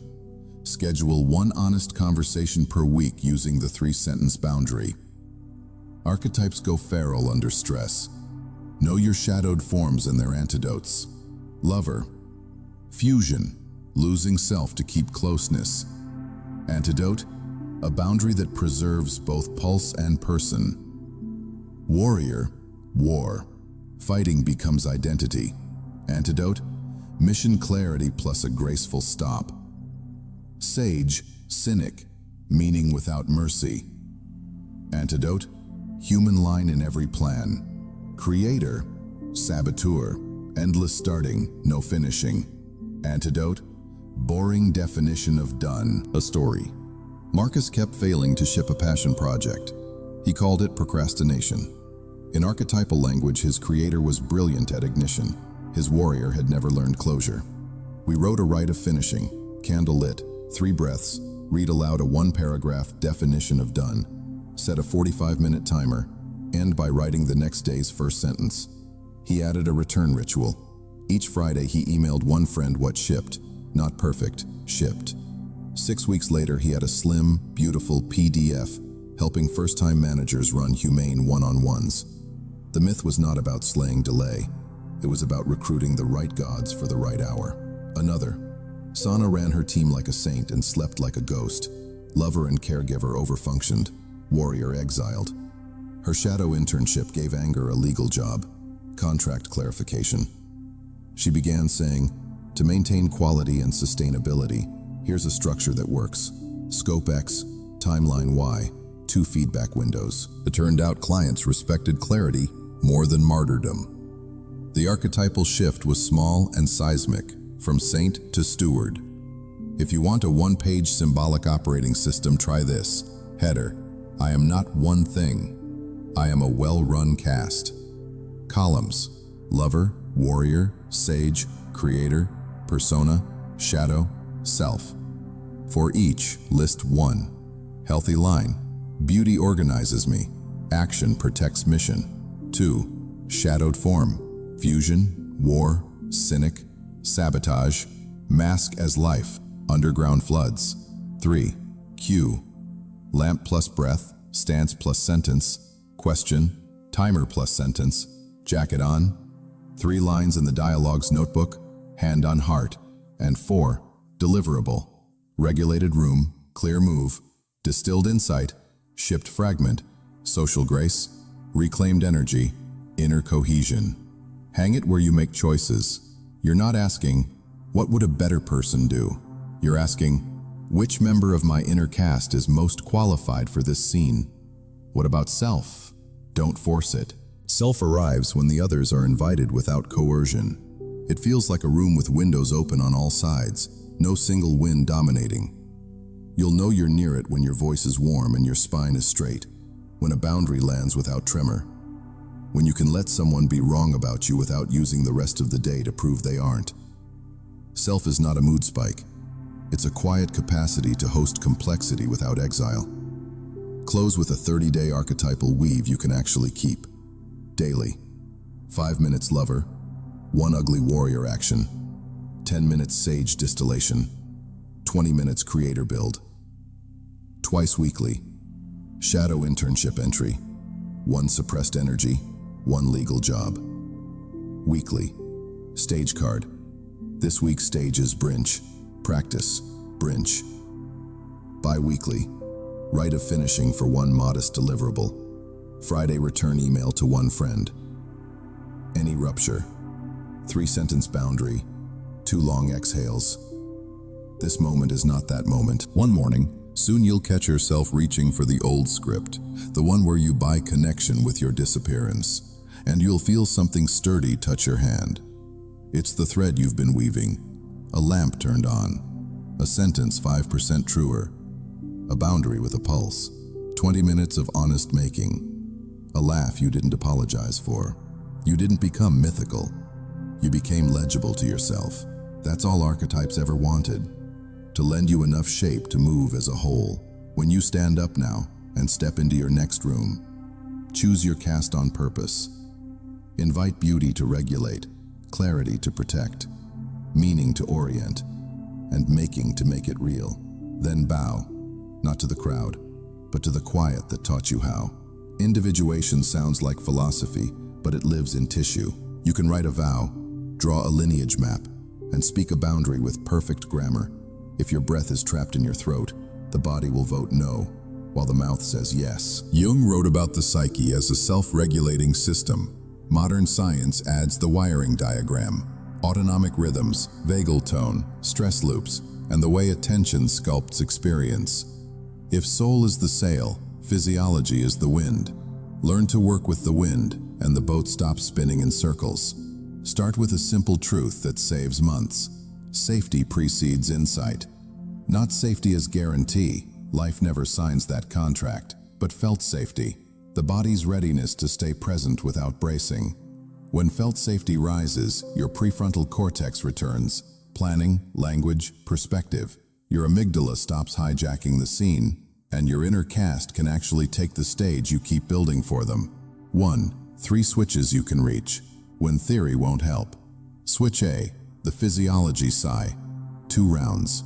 Inhale through the nose, then a second small top-up inhale, then a slow, long mouth exhale like fogging glass. Round 1 lowers arousal a notch. Round 2 tells your body we're not in a chase. Used before hard conversations, after dream work, or when you feel the old contract grab the wheel. Switch B, orientation, eyes and edges. Slowly scan the room's corners and doorways. Name 5 colors and 3 quiet sounds. Whisper, this moment is not that moment. Orientation unpairs now from then, which is often the whole game. Switch C, temperature and touch. Cool water on wrists or a gentle splash to face, then palm to sternum. Temperature is chemistry, touch is permission. Do these in 90 seconds. The point is not ritual perfection, it's nervous system permission so the psyche's work can land. 2. Attention is the steering wheel. Where attention goes, the nervous system follows. But most people treat attention like weather, not a muscle. Build 2 daily reps. Focused attention, FA. Choose 1 anchor, breath at nostrils or chest. For 5 minutes, keep your mind with it. When, not if it wanders. Mark, thinking, and come back. This strengthens the top-down circuitry that lets you stay on one track long enough to finish a paragraph or hold a boundary without dissolving. Open monitoring, OM. 5 minutes of wider awareness.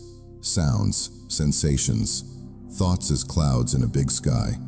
Label lightly, warm, tight, future, and let each pass. This strengthens bottom-up tolerance, the capacity to feel more without flinching or fusing. Individuation needs both, the beam that focuses and the lantern that receives.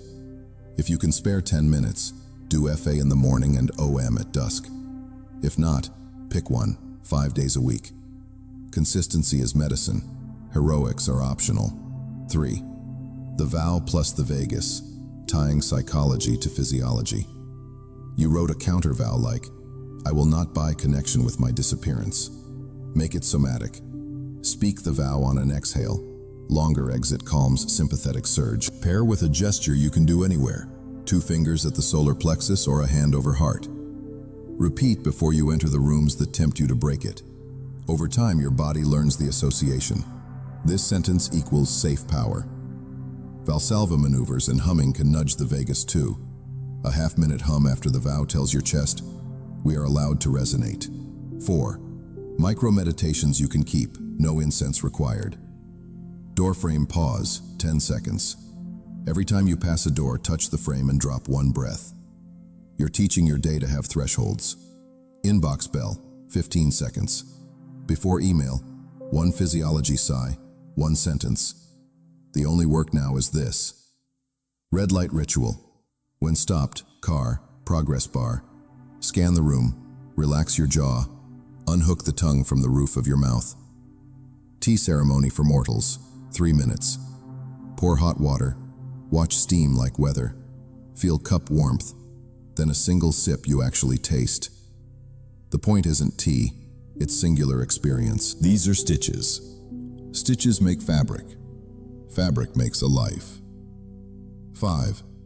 Awe, beauty, and the default mode. When attention isn't tasked, your default mode network tells stories about you. Regret loops, future rehearsals, 1,000 mirrors. Rumination steals psychic energy you could spend building. One antidote is awe, not grandiosity but right-sizing.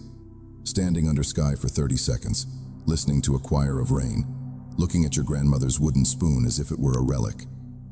Research suggests brief awe widens perspective and softens self-preoccupation. Translation: your problems stop filling the whole room. Solutions can knock. Schedule awe microdoses. Phone down at dusk. 3 breaths with the first star or city glow. A line of poetry on your screen. Beauty regulates what discipline alone cannot hold. 6. Sleep as sacred infrastructure. Dream work needs sleep, so does impulse control.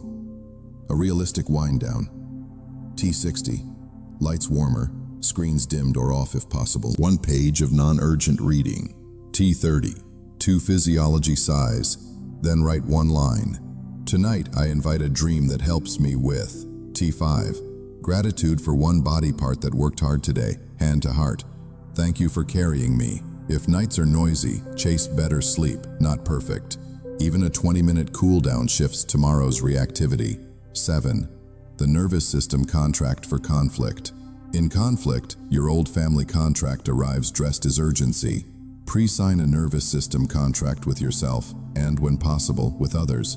When flooded, I will call a 20-minute pause, go outside, orient, then return to the table. When collapsed, I will ask for 5 minutes to write 3 sentences I can say aloud. When numb, I will ground feet and speak 1 fact, 1 feeling, 1 request. Put it in your notes app. Agreements beat improvisation when weather hits. 8. Movement that keeps the mind. You don't need a gym to change your mind. You need pattern interrupts that the body believes. Shaking, 2 to 3 minutes. Knees soft, wrists loose, jaw relaxed. Let micro tremors unpack the day. Walking without input, 10 to 20 minutes. No headphones. Look far, then near. The alternating focus calms the system and breeds ideas. Strong exhale set, 30 seconds. 3 quick nasal inhales, long mouth exhale. Repeat 3 times. Good before speaking truth. If you already train, graft these onto your warm-up. If you don't, pick one and pair it to a daily anchor, after brushing teeth, before lunch. 9. The calm plan. For the week that will happen, not the week you wish. On Sunday night, write a calm plan in 3 lines. 1 place I expect friction, meeting, family, deadline.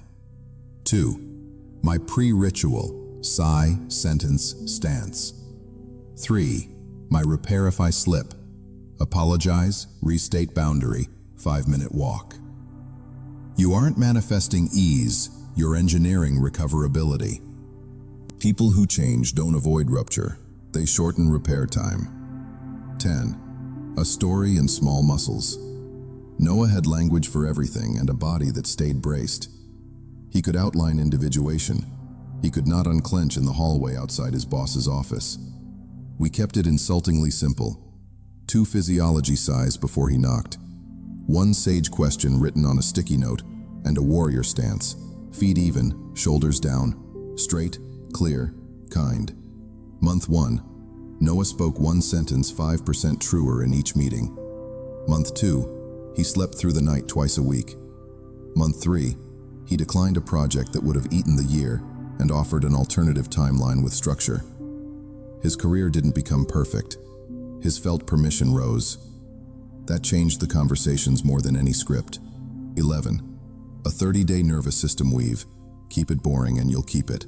Daily, 10 to 12 minutes. FA morning 5 minutes. OM evening 5 minutes. Before hard rooms. 2 sighs. Orientation. 1 vow on the exhale. Movement. 3 minutes shaking or 10 minutes silent walk. Awe dose. Sunset glance or 1 poem line. Weekly. Calm plan, 3 lines. 1 conflict handled with the nervous system contract. Sleep. 3 minutes wind down most nights. If you miss a day, you didn't break the spell. You are writing cadence, not chasing streaks. Here's the deepest reason this matters. When your body learns it can survive truth, the psyche doesn't have to keep inventing strategies to avoid it. Your inner democracy stabilizes. Persona softens without collapsing. Shadow stops picking locks and knocks. The self doesn't need to shout. It presides. Stand now. Inhale once. Top up. Long exhale. Whisper the sentence that protects you most. Then do the smallest honest act your old contract wouldn't allow. Send the email. Move the meeting. Say, I need 10 minutes. Or put your hand on your chest and stay. The wind won't always be kind, but you will know where your sail belongs. Individuation is not a private hobby. It is tested in the kitchen at 7:13 p.m. The team call at 9 a.m. The text that asks for 1 small favor. The psyche can feel coherent alone. Then a familiar face arrives and your nervous system tries to pay for connection with the old currency. over-explaining, over-functioning, silence that sounds like consent. Jung wrote that the meeting of two personalities is like the contact of two chemical substances. If there is any reaction, both are transformed. Relational alchemy is learning to conduct those reactions without burning down your house. The goal is not armored distance or sentimental fusion. It is clean love, affection with edges, generosity with oxygen, truth spoken in a voice that does not tremble because it remembers where it stands. Begin with a reframe. Boundaries are not walls, they are doors with schedules. Walls say no one enters. Fusion says everyone enters always. A door says, yes, with terms that keep the room breathable. You can practice this in language a tired Tuesday can hold. 1. The 3-sentence boundary: care, clarity, choice. 1. Care. Name the value. I want this to work well for both of us. 2. Clarity. Say the line. I'm available for X. I'm not available for Y. 3. Choice, consequent. Name what happens next. If Y happens, I'll do Z. Reschedule, reduce scope, step back. Keep it short. The unconscious hears edges, not essays. When you feel the urge to persuade, you are leaving your boundary to chase theirs. Example, work. I value our collaboration. I can deliver 3 concepts by Friday. I'm not available for daily pivots. If priorities change mid-week, I'll push delivery to Tuesday. Example, family. I love seeing you. I'm happy to visit for 2 hours. I'm not available for conversations about my body. If it comes up, I'll step out and try again next week. Practice out loud before you need it. The mouth learns music through repetition. 2. The 4 chairs. Conflict without theater. Put 4 literal chairs or imagine them in a square. Facts, feelings, needs, negotiation. In heated moments, people camp in one chair and shout. Alchemy is rotation. Facts, 3 sentences without adjectives. The meeting extended 35 minutes. I missed my next call. I wasn't asked. Feelings, 1 body word. I felt tight and rushed. Needs, name the human requirement, not the demand. I need predictability and a heads up. Negotiation, invite options. How can we keep time? Ideas, timekeeper, hard stop, agenda with owners. Walk the chairs in order. If the other person refuses, you can still move yourself. The conversation changes when even one body stops performing. 3. The triangle we don't play. Victim, persecutor, rescuer, adult, adult, adult. The drama triangle is a bad improv you learned young. Someone collapses, victim. Someone attacks, persecutor. Someone saves, rescuer. Roles rotate, no one grows. The mature upgrade is adult, adult, adult. Each person holds agency and impact. When you catch yourself sliding into rescuer, switch to resource. Here are 3 options and my capacity for each. When you feel victim, reach for voice. Here's what happened, what I need, and what I'll do.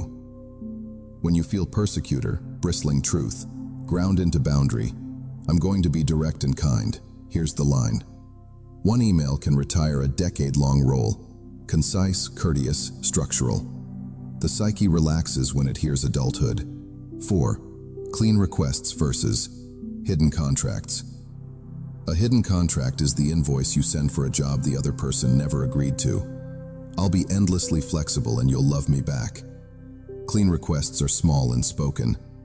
Request. Would you be willing to text if you're running late? Range. Ideal is 15 minutes notice. Minimum is 5. Reciprocity. In return, I'll keep buffer time or push start politely. If they decline, you have data, not mystery. Individuation prefers clarity to hope. 5.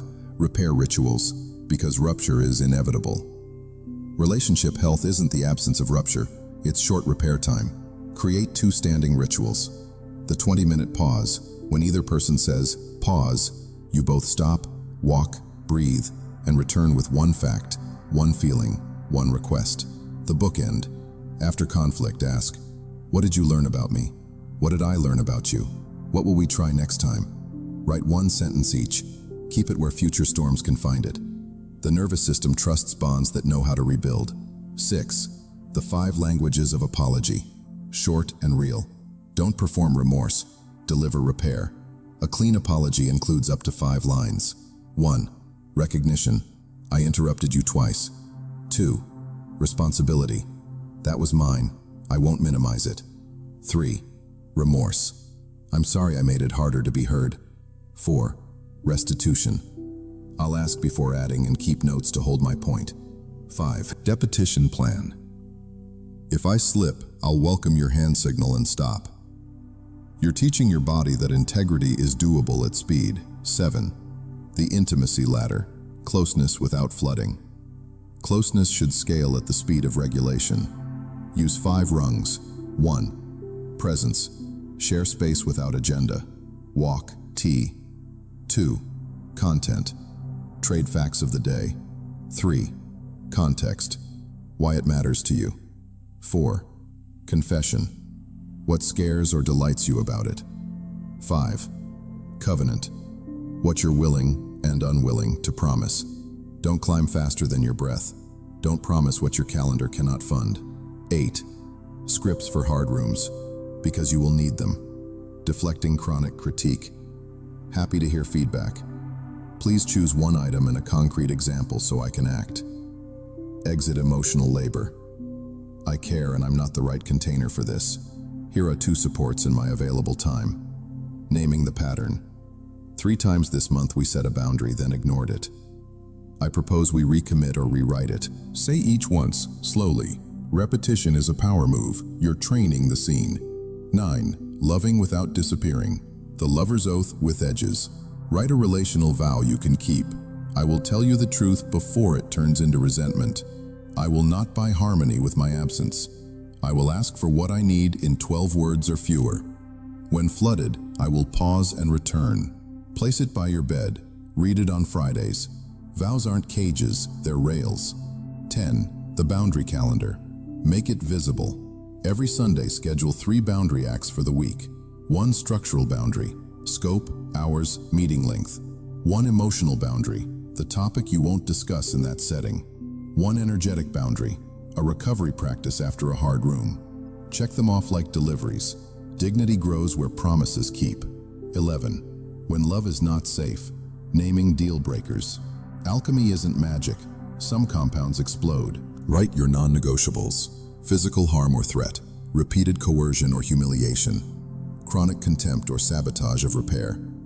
Active addiction without treatment while refusing boundaries. If one is present, your task shifts from alchemy to evacuation. Seek support. Individuation includes the right to leave unsafe laboratories. 12. A story of edges and ease. Lena ran soft as rain and drowned in everyone else's weather. At work, she rescued. At home, she absorbed. We began with the 3-sentence boundary written on an index card and the 20-minute pause taped inside a cabinet. First test. A client wanted just 1 more revision. Lena breathed, said the script, and offered a Tuesday timeline. The client agreed. Second test. A sibling opened the usual topic over dinner. Lena named her love, her line, and stepped onto the porch when it was crossed. No fight, fewer words, a steadier Lena. 3 months later, she noticed a strange feeling at 7:13 p.m. Not dread, not armor, room. That is the taste of clean love. 13. 30 days to relational sanity, small and real. Daily. 1 3-sentence boundary, even micro, 1 honest request. Twice weekly. 4 chairs check-in with yourself or a willing other. Weekly. 1 repair ritual, 1 non-negotiable reviewed. Still true? Any rupture. Pause, walk. Return with fact, feeling, need, negotiation. You will slip. Repair. Don't perform penance. The point is not perfection. It is recoverability with dignity. When 2 people refuse to trade their nervous systems for closeness, something rare appears. A room where truth can breathe and affection grows in full daylight. That is relational alchemy. Gold not because it glitters, but because it conducts. Energy flows without leaks. Warmth travels without burns. And your life can host love and self without one devouring the other. Stand at your next threshold. 2 sighs. The sentence that guards your pulse. Then walk in with care, clarity, and choice. If the old play starts, don't audition. Offer an adult scene. If it's accepted, you've made room for clean love. If not, you've made room for yourself. Either way, you did alchemy. Work is where our myths put on badges. Titles, deadlines, calendars, the visible scaffolding of a life, are also the stage where deeper vows either breathe or suffocate. Jung warned that a person who avoids their inner task ends up possessed by outer tasks. Meetings multiply to fill the shape of unlived meaning. The cure is not quit first, ask later. It is to turn work into a practice of fidelity, to your energy, to your values, to a calling that may be quieter than your inbox but older than your resume. Begin with an audit that speaks human, not managerial. 1. The 3 ledgers: time, energy, meaning. Open a blank page with 3 columns. For the last 2 weeks, list your recurring tasks: stand-ups, client calls, deep work, admin, caretaking, commute. For each mark: time, minutes spent; energy, -2 drains, -1 dull, 0 neutral, +1 engages, +2 enlivens; meaning, 0 transactional, 1 useful, 2 aligned with what you'd regret not doing. Total each column. Anything -2/0, drains and meaningless, gets triage. Eliminate, automate, or batch. Anything +2 halves deserves protection in your calendar like you protect breath. Middle items become bridges. You'll reshape them or let them sunset. 2. Calling is not fantasy. It's a pattern of usefulness. Calling is not a lightning strike. It's the repeated moment where your natural way of paying attention improves a room. To find it, answer 3 evidence questions. Where do people spontaneously ask for my help, even outside my title? When do I lose track of time without compensation? Curiosity pays you first. What pain do I notice earliest and care to relieve? Your compassion has a specialty. Cross these lists. The overlap is your usefulness signature. Put it in a sentence you can test. I create calm structures that let anxious teams deliver with dignity. Now ask your calendar, where this week does that signature get oxygen? 3. The 4 hats day: lover, warrior, sage, creator at work. Hire the archetypes with shifts. Lover, 10 minutes. Regulate the room, lamp on, 1 sigh, clear 10 square inches. Decide your 1 human intention. Be kind to the slowest voice. Warrior, 1 ugly action. Send the boundary email. Rename the vague project. Decline the unowned meeting. Propose a time box. Momentum, not mayhem. Sage, 10 minutes. Distill. What problem, if solved, removes 5 others? Write 3 lines. Choose 1 step. Creator, 45 to 90 minutes. Build 1 honest artifact. Draft, deck, prototype, lesson plan. Check each hat once. Most careers fail not from malice but from asymmetric days. All warrior, no lover. All creator, no sage. 4. The Sabbath of attention, a weekly ceasefire. A calling cannot survive constant extraction. Choose a weekly 2-hour window you defend as if it were a medical appointment. Devices silent. During that window, you do only 2 things. 1. Work on a long arc, writing, research, craft. And 2. Walk for 20 minutes without input. This isn't leisure, it is maintenance of meaning. Without it, you innovate your way toward burnout. 5. Boundary script library. For the rooms that eat you. Write, rehearse, and keep visible 4 sentences. Scope. To deliver quality, I can take X by Friday. Y lands next Tuesday. Meeting. What's the decision this meeting owns? If none, suggest async. Feedback. I can act on 1 specific change, which is highest leverage. Availability. I'm offline after 6 p.m. I'll respond at 10 a.m. tomorrow. Scripts are not cages, they are rails. When the amygdala spikes, rails keep the train on track. 6. Money and myth. Cleaning the contract. Many of us inherited an unspoken vow. To be safe, exhaust yourself. Or, to be lovable, over-deliver and undercharge. Make money conscious by writing 2 new contracts. Enough statement. Name the monthly number that funds a life with margin. Rent, mortgage, food, care, 10% savings, a small beauty budget.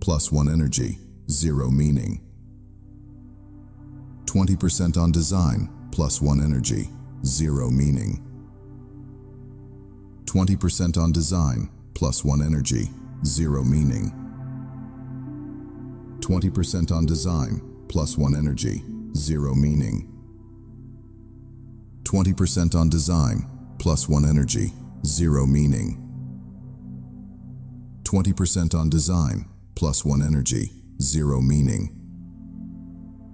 20% on design, +1 energy, 0 meaning.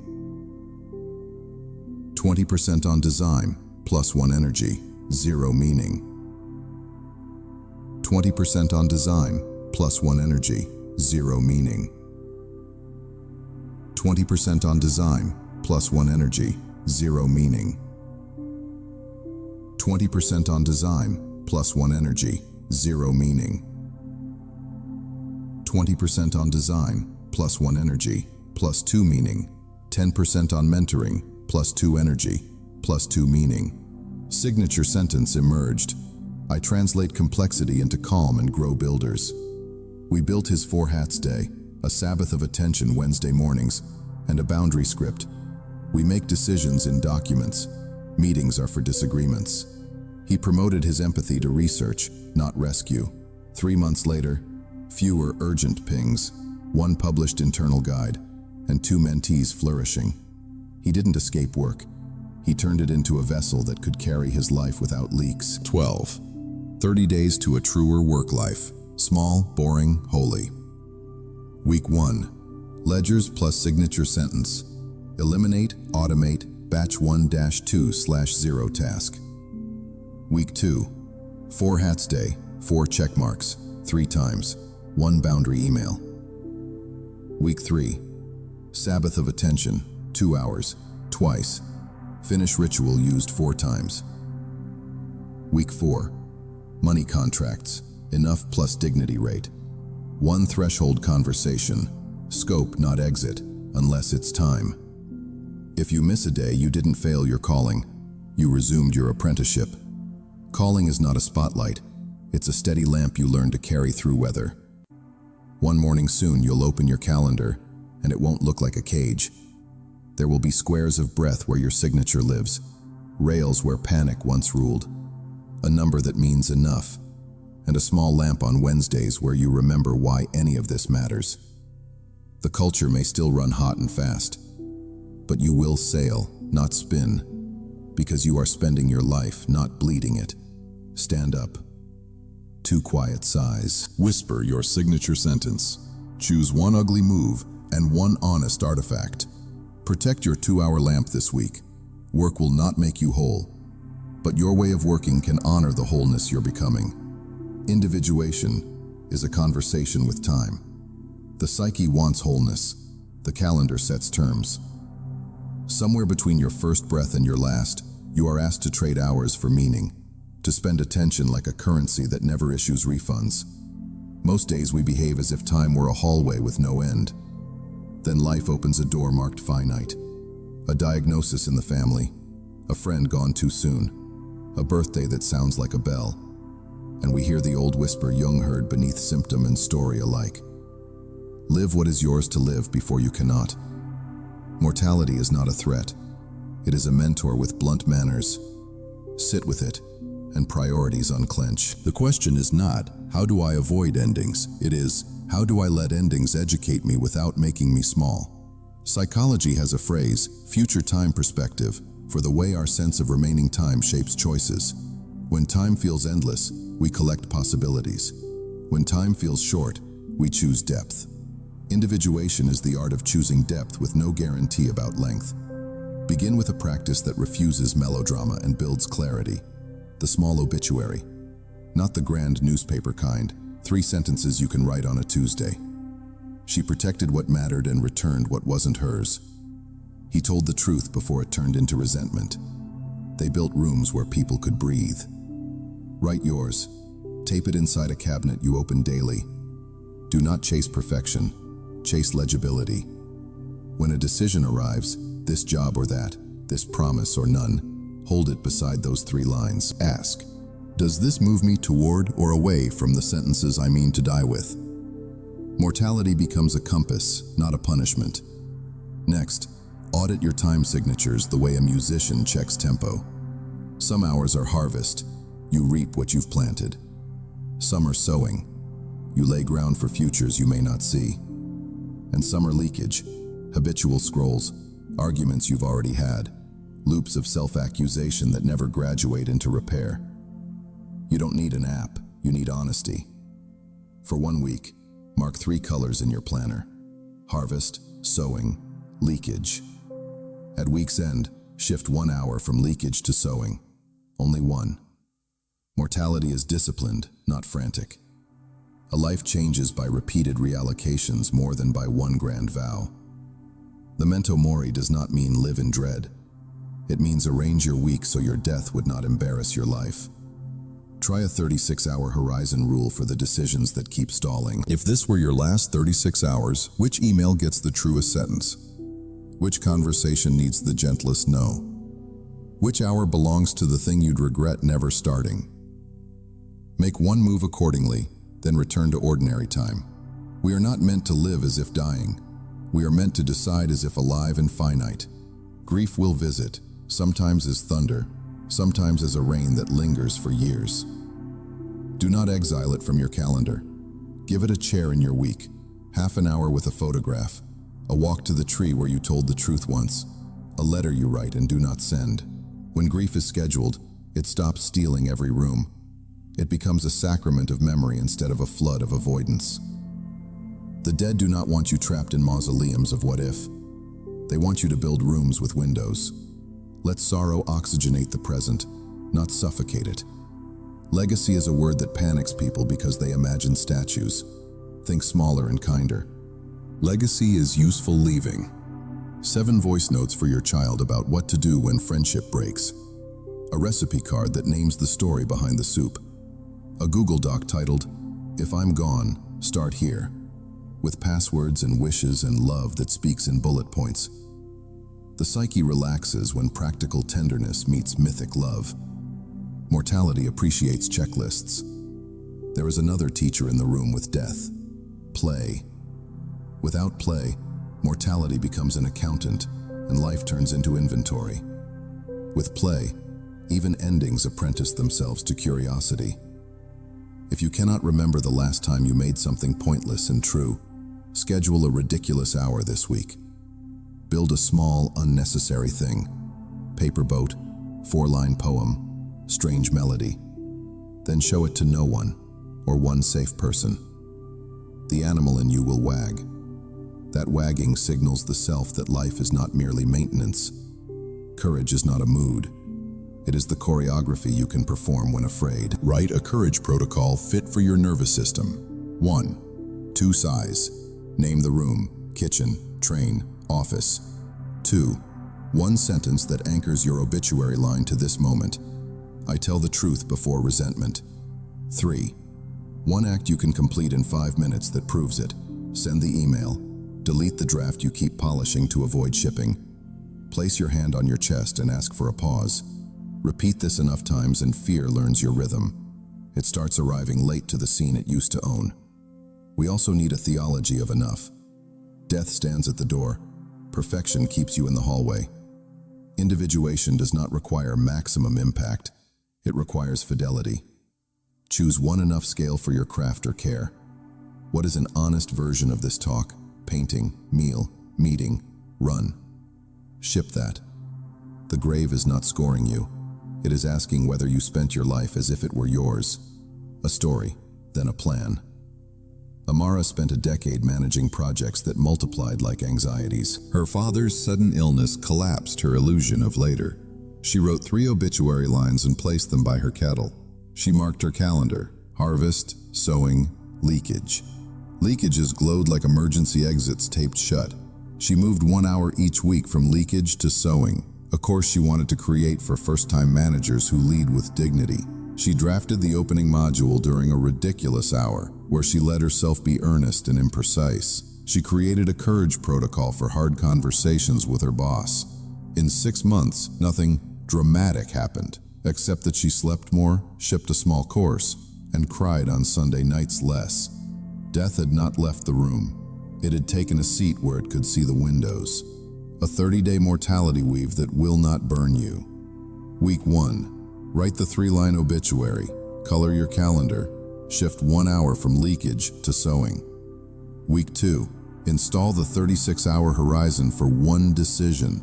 Schedule one grief chair, one ridiculous hour. Week 3. Draft your "If I'm Gone Start Here" doc. Record one voice note to a future you or a loved one. Week 4. Courage protocol practiced 3 times. Ship one honest artifact that your old perfectionism would have buried. If you miss a step, you did not betray life. You resumed it. Mortality is generous with those who return. Now breathe. Touch the doorframe of the room you're in. Whisper a line you can mean. I will spend this day as someone who knows day's end. Then make one clear move your future thanks you for. A boundary, a beginning, a blessing spoken out loud. You do not need a longer life to live a truer one. You need a calibrated relationship with endings, firm enough to focus you, soft enough to let you play, honest enough to remind you that later is a rumor, and love is a verb that prefers today. When the hour closes tonight, let it close. Turn off one light on purpose. Stand at the window. Name the color of the sky. Place your hand on your heart, not as a performance, but as a receipt. You were here. You knew you were here. You spend a little less of yourself on what leaks, a little more on what lasts. That is how the psyche keeps its promise under a finite sun. That is how a life becomes legible to itself before it is over. Individuation is not a weekend. It is architecture.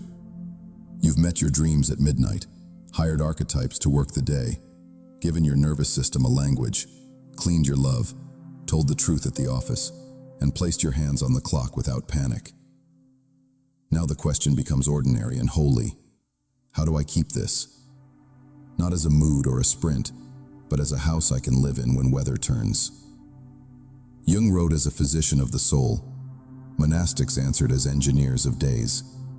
Their phrase for integration was a rule of life, not rules as punishment, rule as ruler.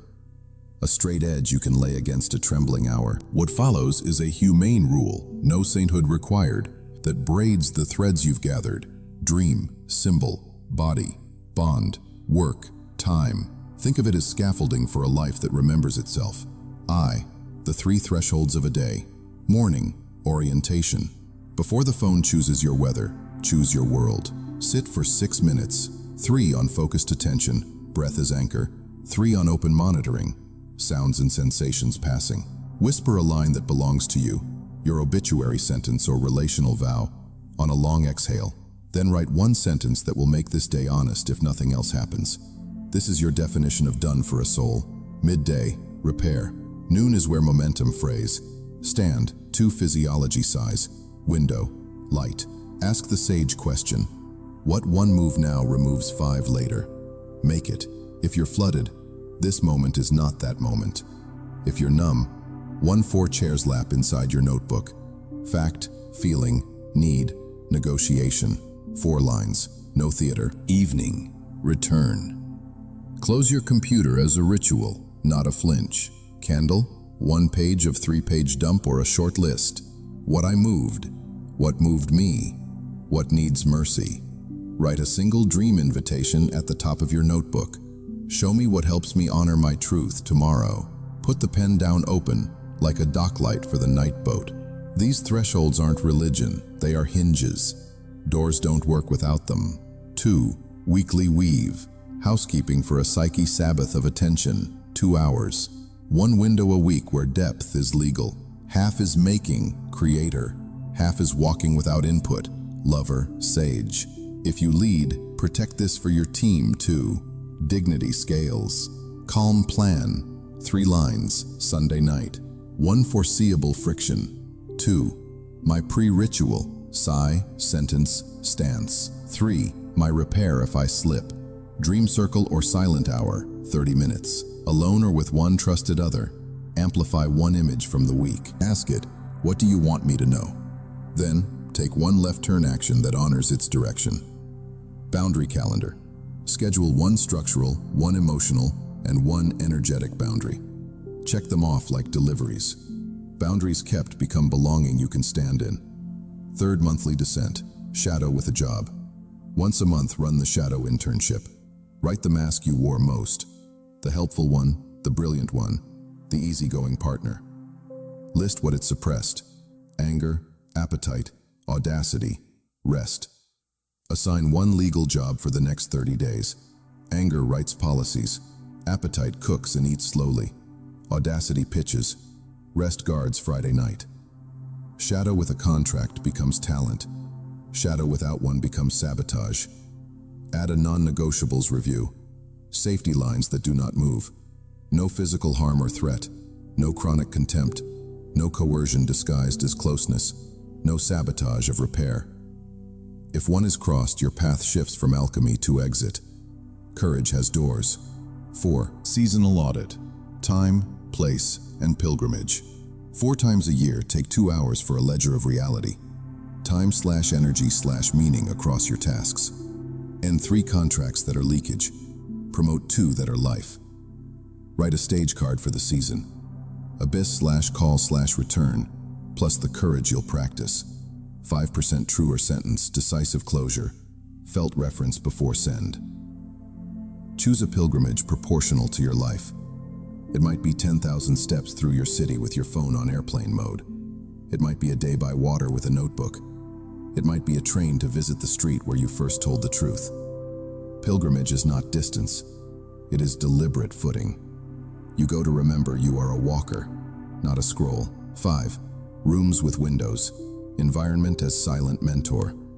Design cues to win when willpower is tired. Keep your dream notebook uncapped. Your 4 hats card. Lover, warrior, sage, creator.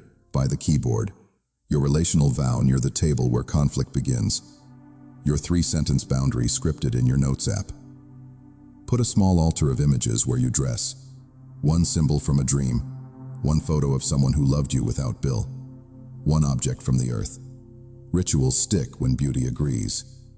Build a ridiculous shelf. Paper, pencils, instrument, clay. Schedule a weekly ridiculous hour to make something useless and honest. Play is the nervous system's way of trusting life again. 6. Contracts with money and work. Revisit 2 sentences quarterly. Enough, the number that funds life with margin. Dignity, the rate or scope below which resentment breeds. Name the exchange when a project pays in learning, leverage, or love instead of cash, and say that out loud. When the contract is conscious, the body unclenches. When it is unconscious, the body pays. Keep your finish ritual. 15 minutes to ship a version and write tomorrow's first sentence. Endings earn trust. Trust earns tomorrow. 7. When the weather turns. You will forget. You will perform. You will apologize in the old dialect. The rule is not a whip, it is a return address. If flooded, orientation plus 20-minute pause plus 1 boundary sentence on the exhale. If collapsed, text yourself 3 lines. Fact, feeling, need. Read them to a safe other. If numb, awe microdose, sky at dusk, hand on wood, a poem line out loud. If lonely, climb the intimacy ladder 1 rung only, share space, presence, or trade facts, content. Don't skip to confession without breath. Recovery time is the metric. Short, you did not come this far to perform a new persona called healed. You came to become someone you can trust when the room tilts. Individuation isn't a trophy, it's a way of walking, awake, honest, and kind, even when the wind shifts. Before we close, take stock of what your psyche has learned to hold and what your calendar must now protect. Truth 1. Wholeness is permission, not perfection. You do not need to win every inner argument to be real. You needed permission to feel, name, and negotiate. Between hunger and restraint, tenderness and edge, speed and Sabbath. When you stop demanding purity, your system stops producing panic. Shadow can work a job, persona can dress the part. The self presides without fanfare. Your rule of life is not a cage. It's the straight edge you lay against a shaking hour. Truth 2. Boundaries expand love. Clean edges make room for warmth. The 3-sentence boundary, care, clarity, choice, was never a weapon. It was oxygen. You learn to retire the drama triangle and choose adult-to-adult scenes, to repair quickly rather than perform penance, to apologize like a craftsperson, not a supplicant. Recognize, take responsibility, restore, and repeat with a plan. Love that does not cost you yourself is not smaller, it is finally scalable. Truth 3. Your nervous system is spiritual technology. 2 sighs before truth. Orientation when the past impersonates the present. A vow on the exhale. Focused attention to steady the beam. Open monitoring to widen the sky. These are not hacks, they're instruments. Every time you regulate first and speak second, you rewire the way fate used to find you. The body becomes a friend who can stay for the whole conversation. Truth 4. Work is a vessel, not a verdict. The ledgers of time, energy, meaning showed you what to prune, what to protect. The 4 hats, lover, warrior, sage, creator, gave your day symmetry. Enough quieted panic. Your dignity rate ended the old contract with self-erasure. The Sabbath of attention reminded you that craft requires shelter. You don't have to escape your life to honor your calling. You have to architect hours that stop leaking what you needed for the thing that lasts. Truth 5. Mortality is a compass with blunt manners. The 3-line obituary taped to a cabinet. 1 hour moved from leakage to sewing. A grief chair on Thursdays. A ridiculous hour where you make something useless and honest. These were not cute rituals. They were structural humility. Later is a rumor. You live now. The point was never to outrun endings. It was to let endings educate what begins. Now, gather the threads into practice. A return kit you can carry into any week. 1. Morning orientation, 6 minutes. 3 minutes focus, 3 minutes open. Whisper your vow on the exhale. Write 1 sentence that would make today honest. 2. Midday repair, 2 minutes. 2 sighs. This moment is not that moment. Choose 1 warrior move that removes 5 later. 3. Evening return, 5 to 10 minutes. What I moved, what moved me, what needs mercy. Invite a dream. Show me how to keep my truth without hardness. 4. Weekly weave, 2 hours of Sabbath of attention, 1 calm plan, 1 boundary kept, 1 repair completed, 1 awe microdose that puts space back in the room. 5. Monthly descent, shadow internship with an actual job. Non-negotiables reviewed. 3 contracts ended that drain without meaning. 6. Seasonal audit, time, energy, meaning, stage card, call, abyss, return, and a small pilgrimage to remember you are a walker, not a scroll. If you forget, because you will, remember the shortest ladder back. Breath, inhale, top up, long exhale. Name, fact, feeling, need. Edge, 1 boundary sentence in 12 words or fewer. Act, 1 5-minute move that your old contract would have delayed. A story for the road. You, in a very near morning, standing at your doorframe. The world hasn't softened on cue. Your calendar still has the meeting that used to own your pulse. You pause a breath longer than habit, touch the wood, and speak a line you can keep. I tell the truth before it turns into resentment. You walk in. The old play begins. You don't audition. You offer an adult scene. There's a little friction, then more air. That's it. No fireworks. But when you sit down that night, your chest is quieter by 1 degree. Integration is built 1 degree at a time. If you want a benediction, take this.